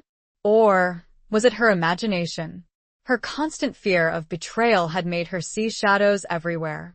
That night, unable to sleep, Eleanor wandered the abbey's corridors. The silence was unnerving, the flickering candlelight casting eerie shadows on the stone walls.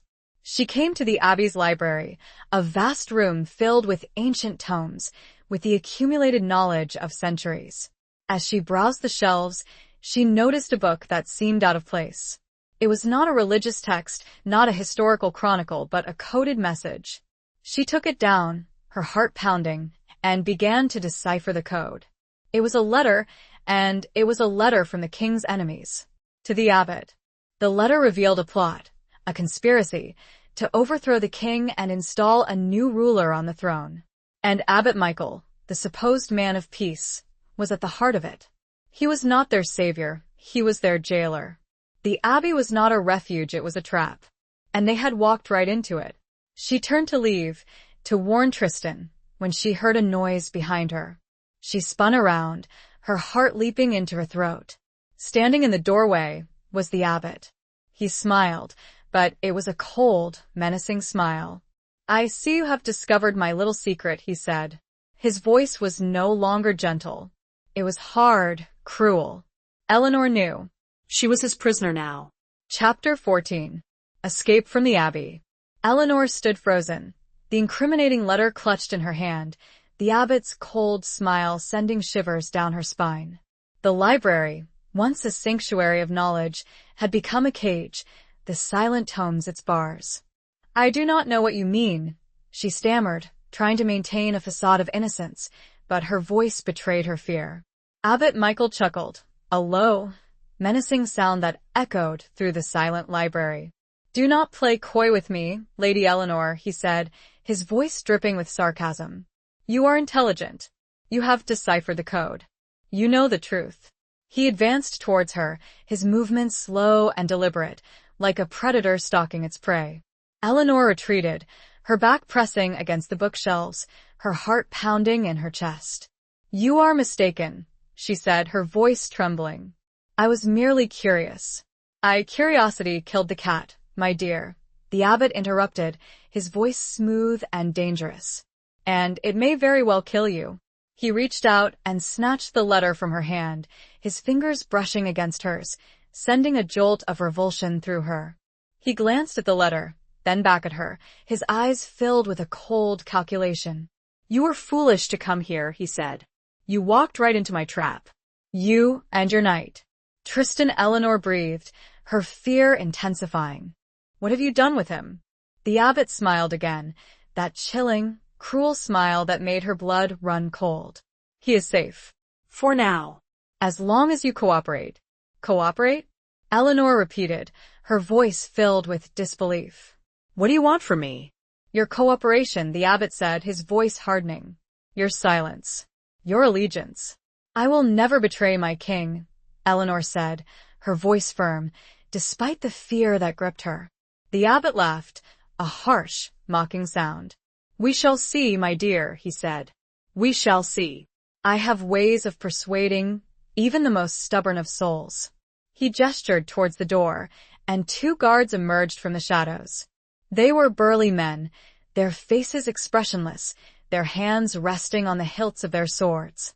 Take her, the abbot commanded, to the guest chambers. And make sure she is comfortable. The guards seized Eleanor, their grip rough and painful. She struggled, but they were too strong. They dragged her out of the library, down the silent corridors, towards her prison. As they walked, Eleanor's mind raced. She had to escape, to warn Tristan, to expose the abbot's treachery. But how? She was surrounded by enemies, trapped in a fortress of stone and faith, with no apparent way out. They reached her chambers, a small, bare room with a single window, barred and shuttered. The guards threw her inside, the force of the impact sending her sprawling to the floor. They locked the door behind her, the sound of the key turning in the lock echoing in the silence. Eleanor lay on the floor, her body aching, her mind reeling. She felt helpless, defeated, trapped. But she refused to give up. She had to find a way out, a way to fight back. She rose to her feet, her legs shaky, her determination renewed. She examined the room, searching for any possible means of escape. The window, as she had feared, was securely barred and shuttered. The door was thick and solid, the lock impenetrable. She paced the room, her mind working furiously.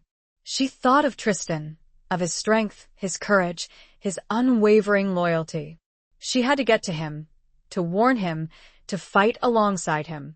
Suddenly, she noticed something. A small crack in the wall, near the window. It was barely visible, hidden by the shadows, but it was there. A sign of weakness, a potential flaw in the Abbey's seemingly impenetrable defenses. She examined the crack more closely. It was narrow, but it seemed to extend deep into the wall. She pressed against it, her fingers probing the rough stone. She felt a slight give, a hint of movement. An idea sparked in her mind. A desperate plan, a long shot, but it was all she had. She began to work, using her bare hands, her fingernails, to widen the crack. The stone was rough and unforgiving, tearing at her skin, drawing blood. But she ignored the pain, her focus entirely on her task. Hours passed, and the crack slowly widened. The work was agonizing, exhausting, but she persevered, driven by her determination to escape, to save Tristan, to fight for her freedom. Finally, after what seemed like an eternity, she had created a hole large enough to squeeze through. It was a tight fit, a painful struggle, but she managed to force her body through the opening, emerging into the darkness outside. She found herself in a narrow passage, a secret corridor hidden within the Abbey's walls. She followed the passage, her heart pounding, her senses alert. She had no idea where it led, but she knew she had to keep moving, to get as far away from her prison as possible. The passage twisted and turned, leading her deeper and deeper into the bowels of the Abbey. She heard sounds, whispers, footsteps, the faint murmur of voices. She knew she was close to the heart of the conspiracy, to the center of the abbot's power. As she rounded a corner, she saw a light ahead. She approached cautiously, her hand reaching for the dagger she had managed to conceal in her dress. She peered around the corner, and her heart leaped into her throat. In the room beyond, Tristan was being held captive.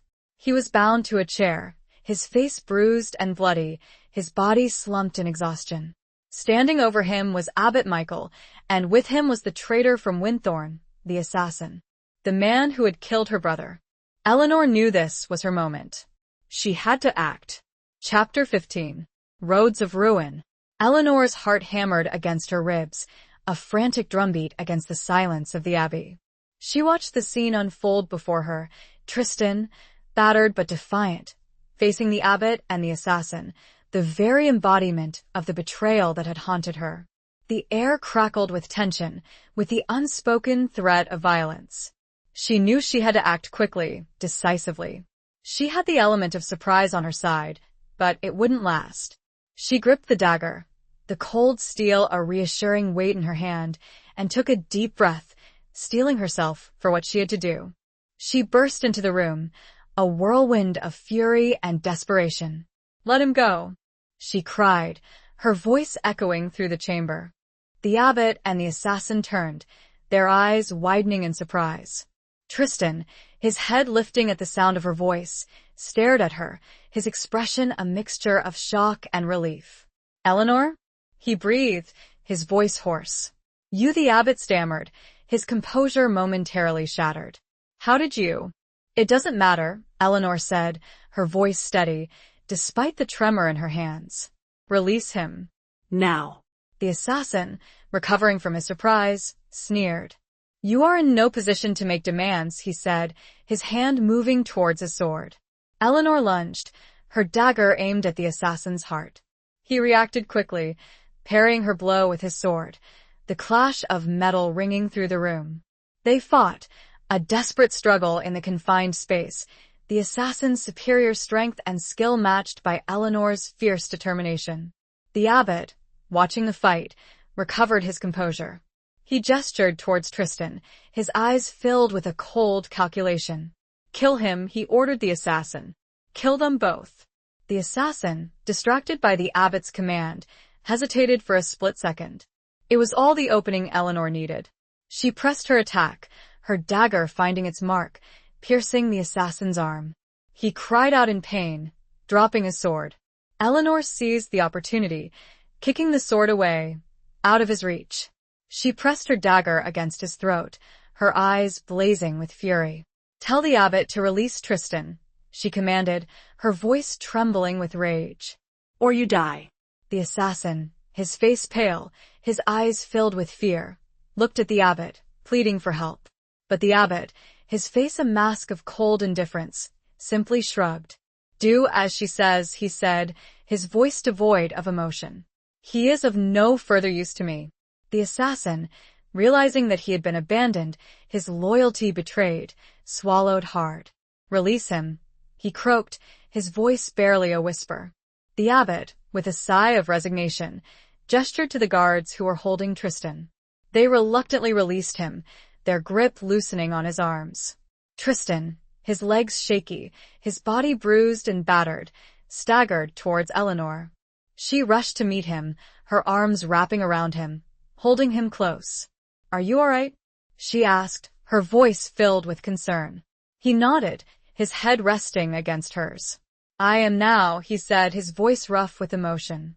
They stood there for a moment, their bodies clinging together, drawing strength from each other. The danger was not over, but they were together, and that was all that mattered.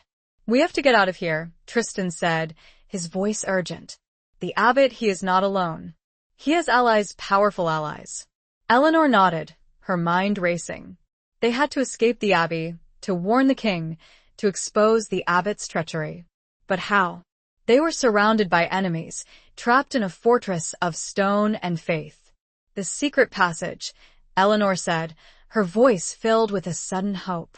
"I found it. It leads outside the abbey." Tristan looked at her, his eyes widening in surprise. "You found it?" he asked. "How?" Eleanor quickly explained how she had discovered the crack in the wall, how she had widened it, how she had escaped her prison. Tristan's admiration was evident. With the assassin disarmed and subdued, they forced him to lead them through the secret passage, back the way Eleanor had come. The tunnel was narrow and dark, the air thick with the smell of damp earth and decay. They moved quickly, silently, their senses alert, their hearts pounding with a mixture of fear and anticipation. Finally, they reached the end of the passage, emerging into the cool night air. They found themselves outside the abbey walls, in a secluded grove of trees. They were free, but they were not safe. They knew that the abbot would soon discover their escape, that he would send his forces after them. They had to reach safety, to find allies, to warn the king. Their horses were still where they had left them. They mounted and rode. The roads were ruined, dangerous, and their journey had just begun. Tristan looked at Eleanor, her silhouette stark in the moonlight. "Where do we go?" he asked. Eleanor's answer was immediate. "To my cousin, Lord Markham. He is loyal. He will help us." And so began another flight, through the darkened countryside, towards a hoped-for sanctuary, and away from the ever-present threat that pursued them. Chapter 16. The Council of War. The ride to Lord Markham's estate was fraught with peril. They traveled under the cover of darkness, avoiding the main roads, sticking to less traveled paths and forest trails. They knew that the abbot's forces would be searching for them, that every shadow could conceal an enemy, every sound could herald an ambush. Eleanor, despite her exhaustion and fear, rode with a fierce determination. She had been through so much, had lost so much, but she refused to be broken. She would fight for her freedom, for Tristan, for her kingdom. Tristan, his body aching from his captivity and torture, marveled at Eleanor's resilience. He had always known she was strong, but he had never witnessed such unwavering courage, such a fierce determination to overcome adversity. He felt a renewed surge of admiration for her, a deepening of the bond that had been forged in the crucible of their shared ordeal. They reached Lord Markham's estate just as dawn was breaking, the sky painted with hues of pink and orange. The castle, perched on a hilltop, overlooking a vast expanse of rolling hills and verdant forests, was a welcome sight, a beacon of hope in a landscape of uncertainty. Lord Markham, a burly man with a weathered face and a keen eye, greeted them with a mixture of surprise and concern. He had heard rumors of unrest, of rebellion, but he had not known the extent of the conspiracy, the depth of the treachery. Eleanor and Tristan quickly explained everything: Alaric's plot, Isolde's betrayal, the abbot's duplicity, the assassin's attack, and their desperate escape from Athelney Abbey. Lord Markham listened intently, his expression growing grimmer with each revelation. He was a loyal man, a staunch supporter of the king, and the news of the conspiracy angered and dismayed him. "This is treason," he said, his voice low and tight. "High treason. We must act quickly, decisively. We must warn the king, gather our forces, and crush this rebellion before it can gain any more ground." He immediately summoned his council of war, a group of trusted advisors and military commanders. They gathered in the castle's great hall, around a large table laden with maps and documents.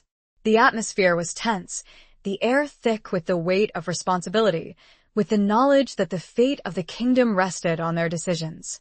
Tristan and Eleanor, despite their exhaustion, took their place at the table, their insights and experiences invaluable to the council.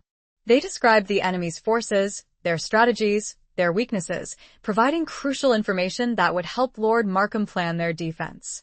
The council debated for hours, discussing various strategies, weighing the risks and benefits of each course of action. They knew that they were facing a formidable enemy, a well-organized and well-funded conspiracy that had infiltrated the highest levels of power. Lord Markham, a skilled military strategist, proposed a bold plan. He suggested that they gather their forces, not just from his own estate, but from other loyal lords in the region. He proposed that they strike quickly, decisively, at the heart of the rebellion, before it could spread any further. Tristan, his military experience complementing Lord Markham's strategic acumen, supported the plan. He knew that they had to take the offensive, that they couldn't simply wait for the enemy to attack. They had to strike first, to disrupt their plans, to sow chaos among their ranks. Eleanor, despite her lack of military experience, offered a different perspective. She argued that they needed to secure the support of the common people, the farmers, the merchants, the craftsmen, who were the backbone of the kingdom. She argued that they needed to convince them that their cause was just, that they were fighting for their freedom, for their future. "The people are weary of war," she said, her voice clear and strong. "They are tired of bloodshed, of instability. We need to show them that we offer a better alternative, a path to peace, to prosperity, to justice. Lord Markham, impressed by Eleanor's wisdom and insight, agreed. He realized that they needed not just military might, but also the support of the people if they were to succeed. They decided to combine their strategies to launch a two-pronged attack, a military offensive to crush the rebellion, and a campaign of persuasion to win the hearts and minds of the people. The council adjourned, and preparations for war began in earnest. Messengers were sent to the neighboring lords, calling for their support, summoning their troops. The castle became a hive of activity, with blacksmiths forging weapons, armorers repairing shields, and cooks preparing provisions for the army. Eleanor, despite her exhaustion, worked tirelessly alongside Tristan and Lord Markham. She helped to organize the supplies, to tend to the wounded, to rally the spirits of the people. She was a beacon of hope, a symbol of resilience, a testament to the strength of the human spirit. Tristan, watching her, was filled with a profound sense of respect and admiration. He realized that he had not just found a partner, a companion, but a true leader, a woman who could inspire, who could unite, who could lead them to victory. He knew in that instance. He loved her. He would tell her as soon as they were safe. As the sun set, casting long shadows across the castle walls, the army was ready. They stood assembled in the courtyard, a sea of faces, a forest of spears, a testament to their courage, their determination, their loyalty. Lord Markham addressed them, his voice booming across the courtyard. "We ride to war," he declared, "to defend our king, to protect our land, to crush the rebellion." The soldiers roared their approval, their cheers echoing through the twilight. They were ready. The war had begun, and the fate of the kingdom hung in the balance. Chapter 17. Siege of Shadows. The combined forces of Lord Markham and the Loyalist lords marched towards Winthorne, their objective to reclaim the castle and break the back of the rebellion. News of Alaric's treachery and Abbot Michael's conspiracy had spread like wildfire, galvanizing support for the king and turning the tide against the rebels. Tristan, riding at the head of the army alongside Lord Markham, felt a surge of determination. He was returning to Winthorne, not as a broken man seeking redemption, but as a leader, a warrior, fighting for a just cause. He was fighting for Eleanor, for his honor, for the future of the kingdom. Eleanor, although not participating directly in the battle, remained at Lord Markham's castle, overseeing the logistical support for the army. She organized supplies, tended to the wounded, and rallied the spirits of the people, her unwavering courage and determination inspiring those around her. The siege of Winthorne was a brutal and protracted affair. The castle, once a symbol of strength and stability, had become a fortress of rebellion, defended by Alaric's forces and those loyal to the conspiracy. The walls were strong, the defenses well prepared, and the defenders fought with a desperate ferocity. Tristan, leading the assault, displayed a courage and tactical brilliance that earned him the respect and admiration of his men. He fought with a fierce determination, driven by his desire to reclaim his home, to avenge his past mistakes, and to protect Eleanor. The battle raged for days, the clash of steel, the roar of cannons, the cries of the wounded echoing through the surrounding countryside. The attackers made slow but steady progress, breaching the outer defenses, pushing the defenders back towards the inner keep. Alaric, realizing that his position was becoming untenable, grew increasingly desperate. He ordered his men to fight to the death, to hold the castle at all costs. He knew that if Winthorne fell, the rebellion would collapse, and he would face the king's justice. Inside the besieged castle, the situation was grim. Supplies were dwindling, morale was plummeting, and the defenders were taking heavy casualties. The whispers of treachery and betrayal that had once been confined to the shadows were now spoken openly as the rebels began to question their cause, their leadership. One night, under the cover of darkness, a small group of Alaric's men, disillusioned and desperate, decided to defect. They had seen the brutality of the fighting, the futility of their cause, and they had lost faith in Alaric's leadership. They secretly contacted Tristan, offering to open the castle gates in exchange for their lives. Tristan, although wary of their motives, saw an opportunity to end the siege quickly and decisively. He agreed to their terms, promising them safe passage and a fair trial. In the dead of night, the defectors, true to their word, opened a small postern gate, allowing Tristan and a select group of his men to infiltrate the castle. They moved silently through the darkened corridors, their swords drawn, their senses alert. They encountered resistance, but they quickly overwhelmed the guards, their surprise attack catching the defenders off guard. They fought their way towards the main keep, where Alaric and his remaining loyalists were making their last stand. The final confrontation was swift and brutal. Tristan, fueled by his desire for justice, fought with a ferocity that bordered on savagery. He cut down the defenders, his sword a blur of steel, his movements precise and deadly. He found Alaric in the great hall, surrounded by his remaining guards. Alaric, his face pale and drawn, his eyes filled with a mixture of fear and defiance, raised his sword to meet Tristan's attack. "You cannot win, Warwick," Alaric snarled. "The rebellion, it is too strong. It will consume you." "Your rebellion is over, Alaric," Tristan said, his voice cold. "Your treachery ends here." They fought, the clash of their swords echoing through the hall.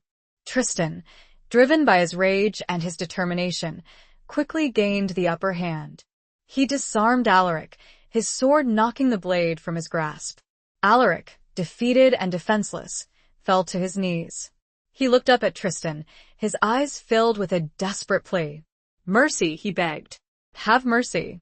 Tristan hesitated, his sword hovering over Alaric's head. He remembered Eleanor's words, her plea for him not to become like his enemy. He remembered the countless lives that had been lost, the suffering that had been caused by Alaric's ambition and treachery. He lowered his sword, his shoulders slumping. "I will not kill you," he said, his voice weary. "But you will answer for your crimes. You will face the king's justice."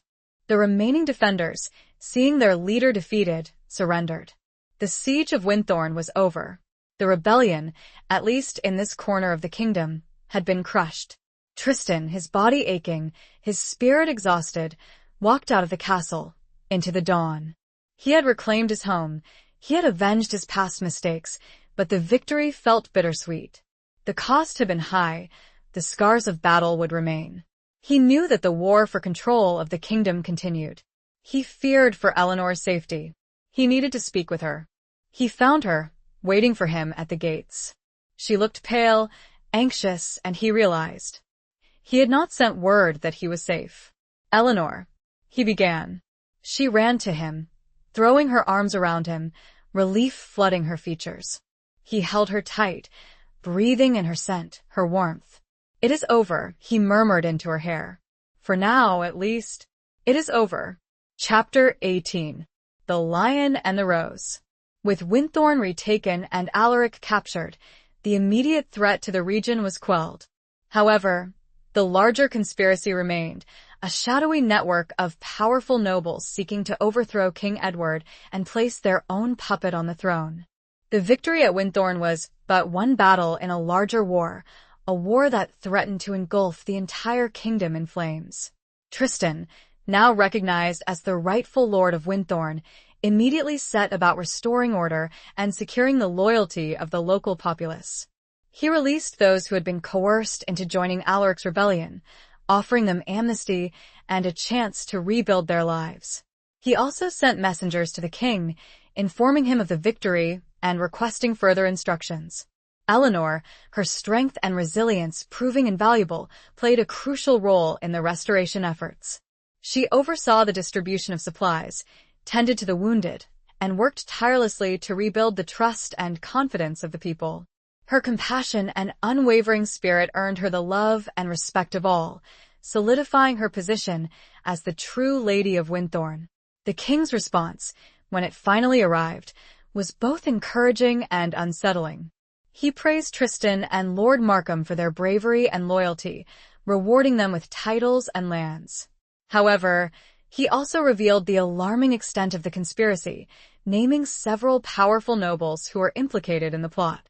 The king ordered Tristan and Lord Markham to gather their forces and march to his side, to join him in a final, decisive battle against the rebels.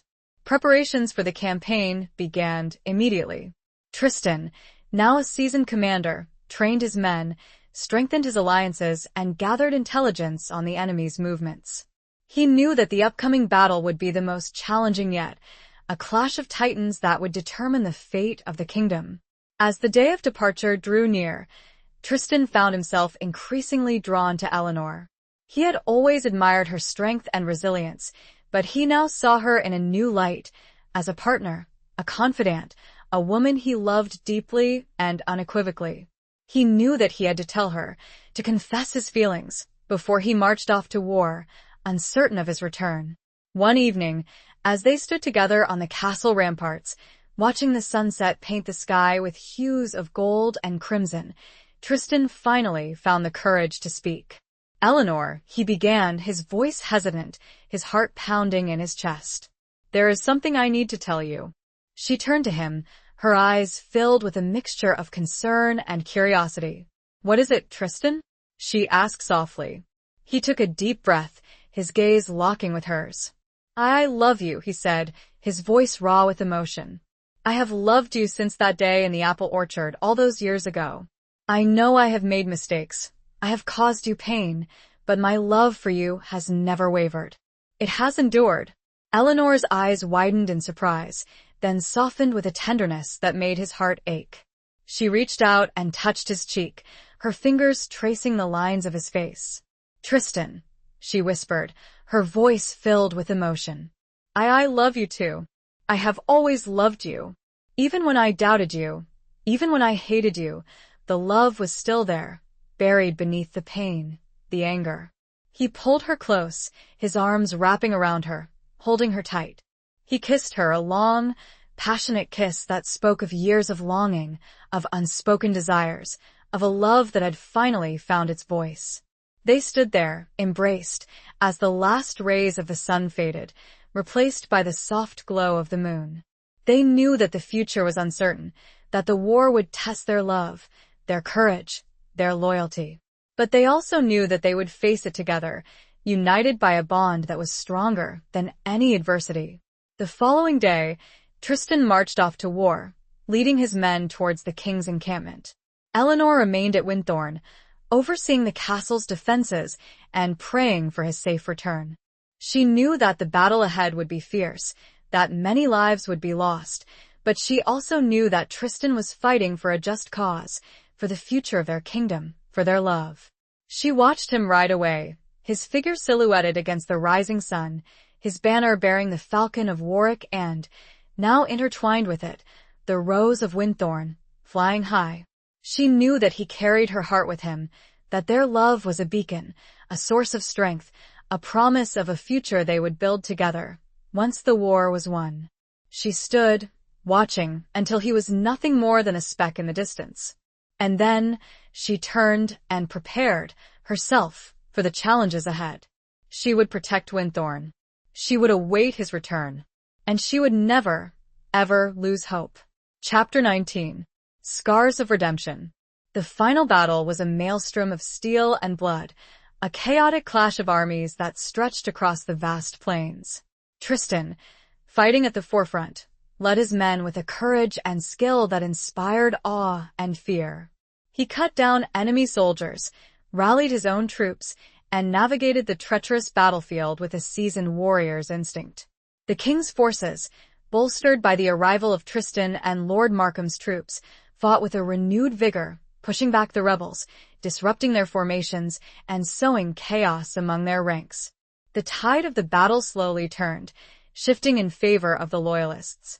Tristan, despite his skill and bravery, found himself facing overwhelming odds. He was surrounded by enemy soldiers, his own men scattered and struggling. He fought with a desperate ferocity, his sword a blur of motion, his body fueled by adrenaline and a fierce determination to survive.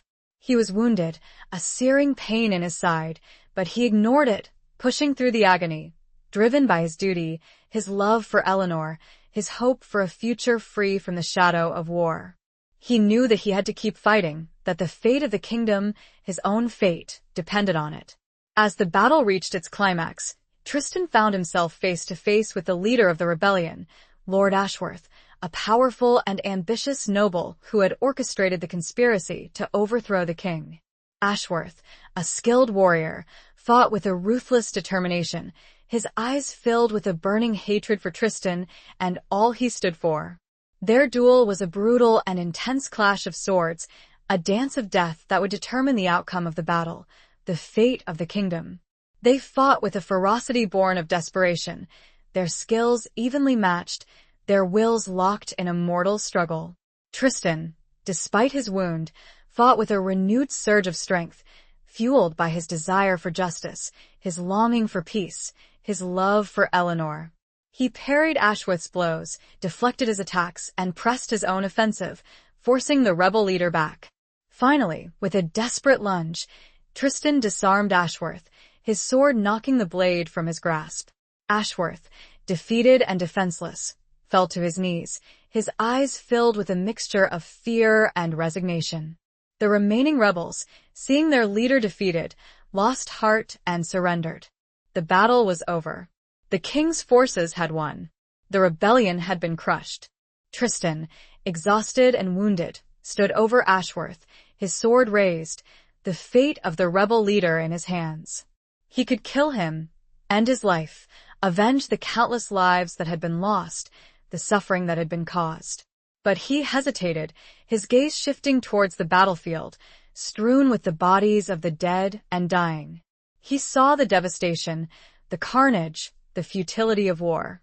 He remembered Eleanor's words, her plea for mercy, her belief in redemption. He lowered his sword, his shoulders slumping. He could not bring himself to kill a defenseless man, to perpetuate the cycle of violence, to become the very thing he had fought against. "Take him prisoner," Tristan ordered his men, his voice weary. "He will face the king's justice."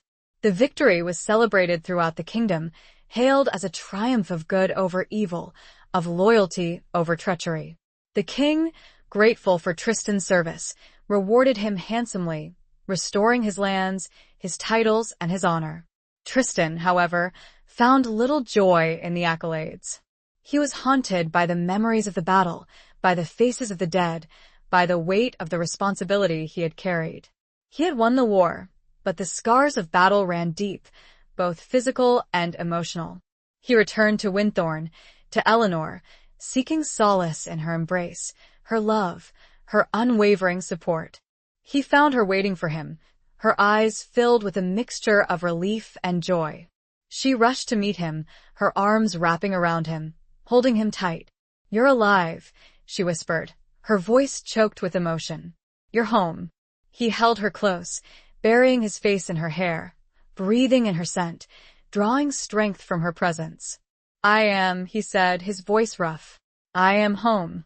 They stood there, embraced, for a long moment, the silence between them filled with unspoken emotions, with a shared understanding of all they had been through, all they had overcome.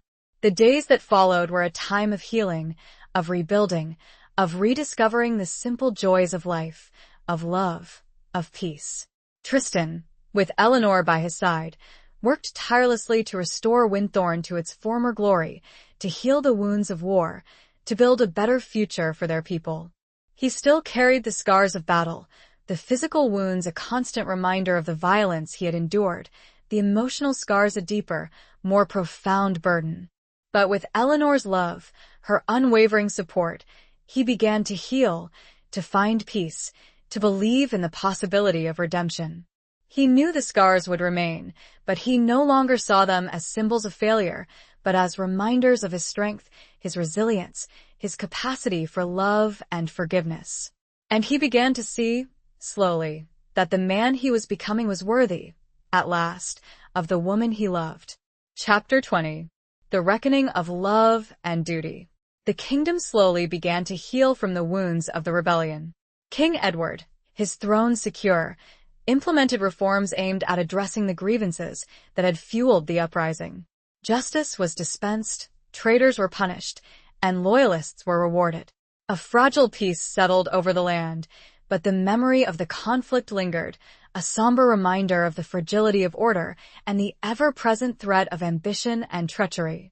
Tristan and Eleanor, now formally betrothed and recognized as the rightful lord and lady of Winthorn, worked tirelessly to rebuild their lives and their community.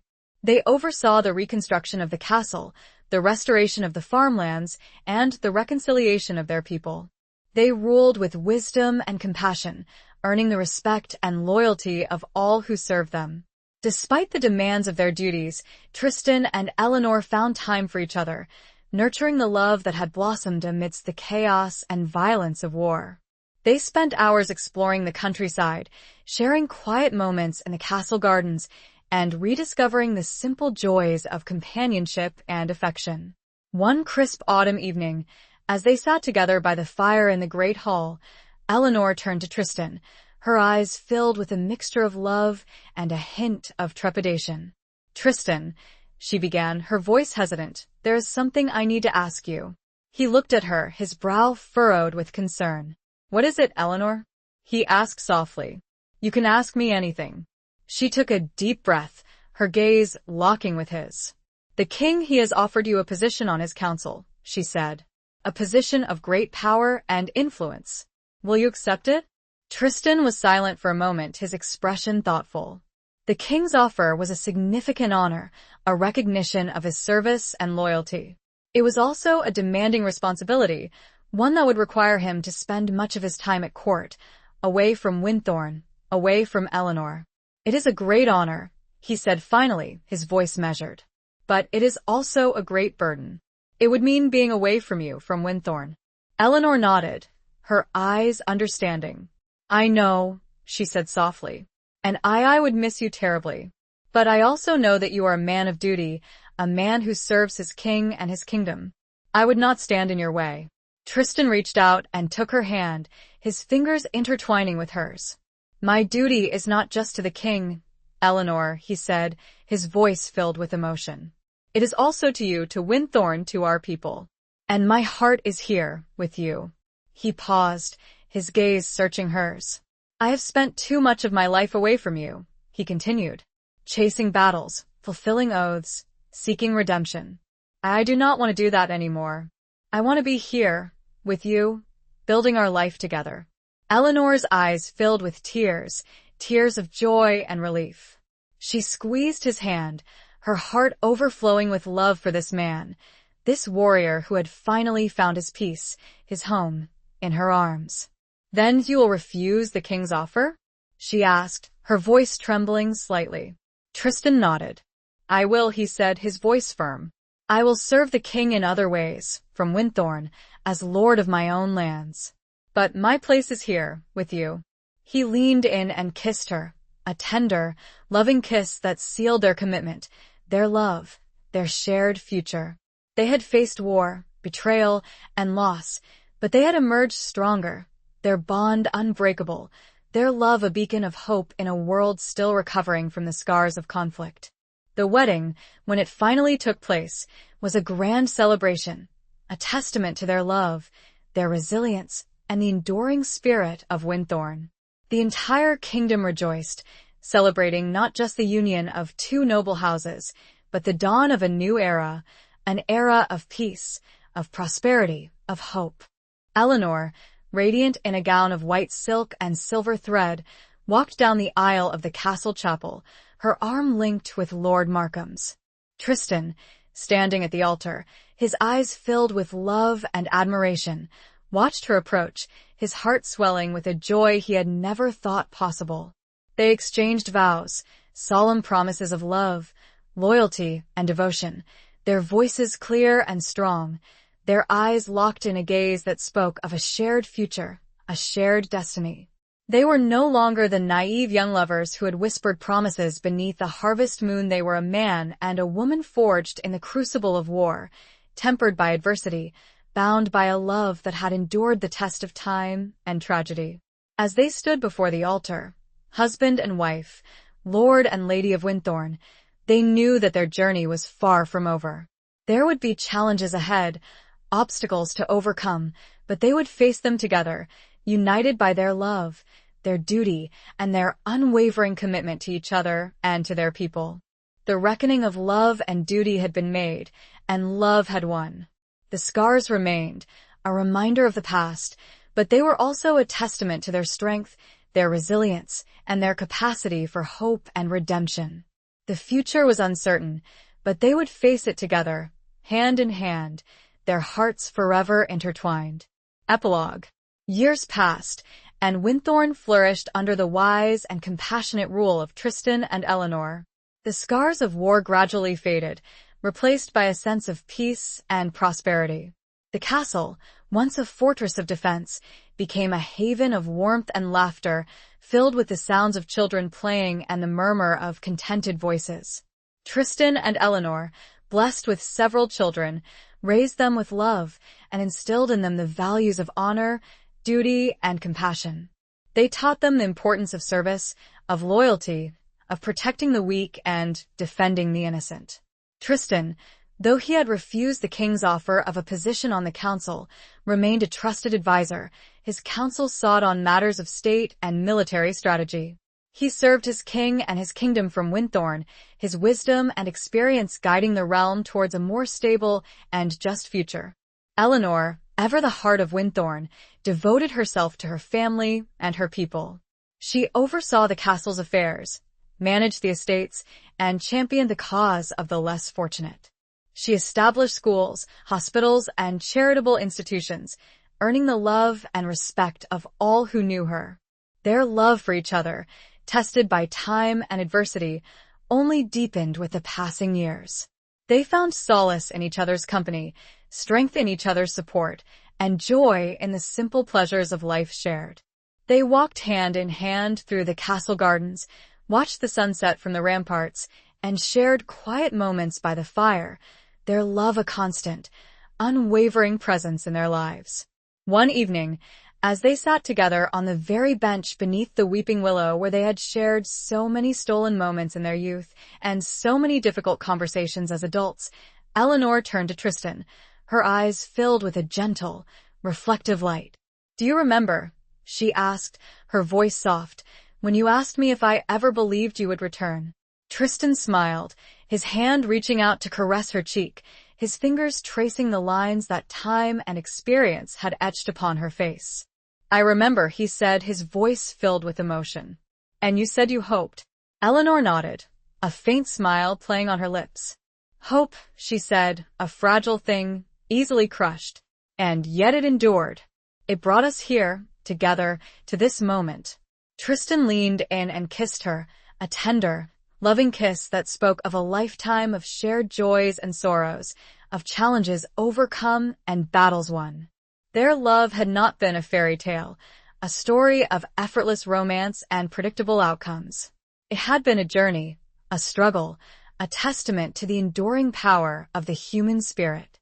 "And now," Tristan said, his voice filled with a deep contentment, "hope has blossomed into something more, something stronger, something unbreakable." They sat in silence for a moment, their hands clasped together, their hearts filled with gratitude for the life they had built, the love they had shared, the legacy they would leave behind. The willow leaves rustled softly in the breeze, their whisper a gentle lullaby, a testament to the enduring power of love, of hope, of redemption. The sun had long since set, but the warmth of their love illuminated the gathering darkness, a beacon of light in a world that had seen its share of shadows. They knew that the future, as always, was uncertain, but they also knew that they would face it together, their love a shield against any storm, a source of strength in any adversity. And as they looked out at their peaceful lands, at the castle that was their home, at the family that was their heart, they knew that they had, at last, found their happily ever after, not in a fairy tale, but in the reality of a life well lived, a love well earned, a duty well fulfilled.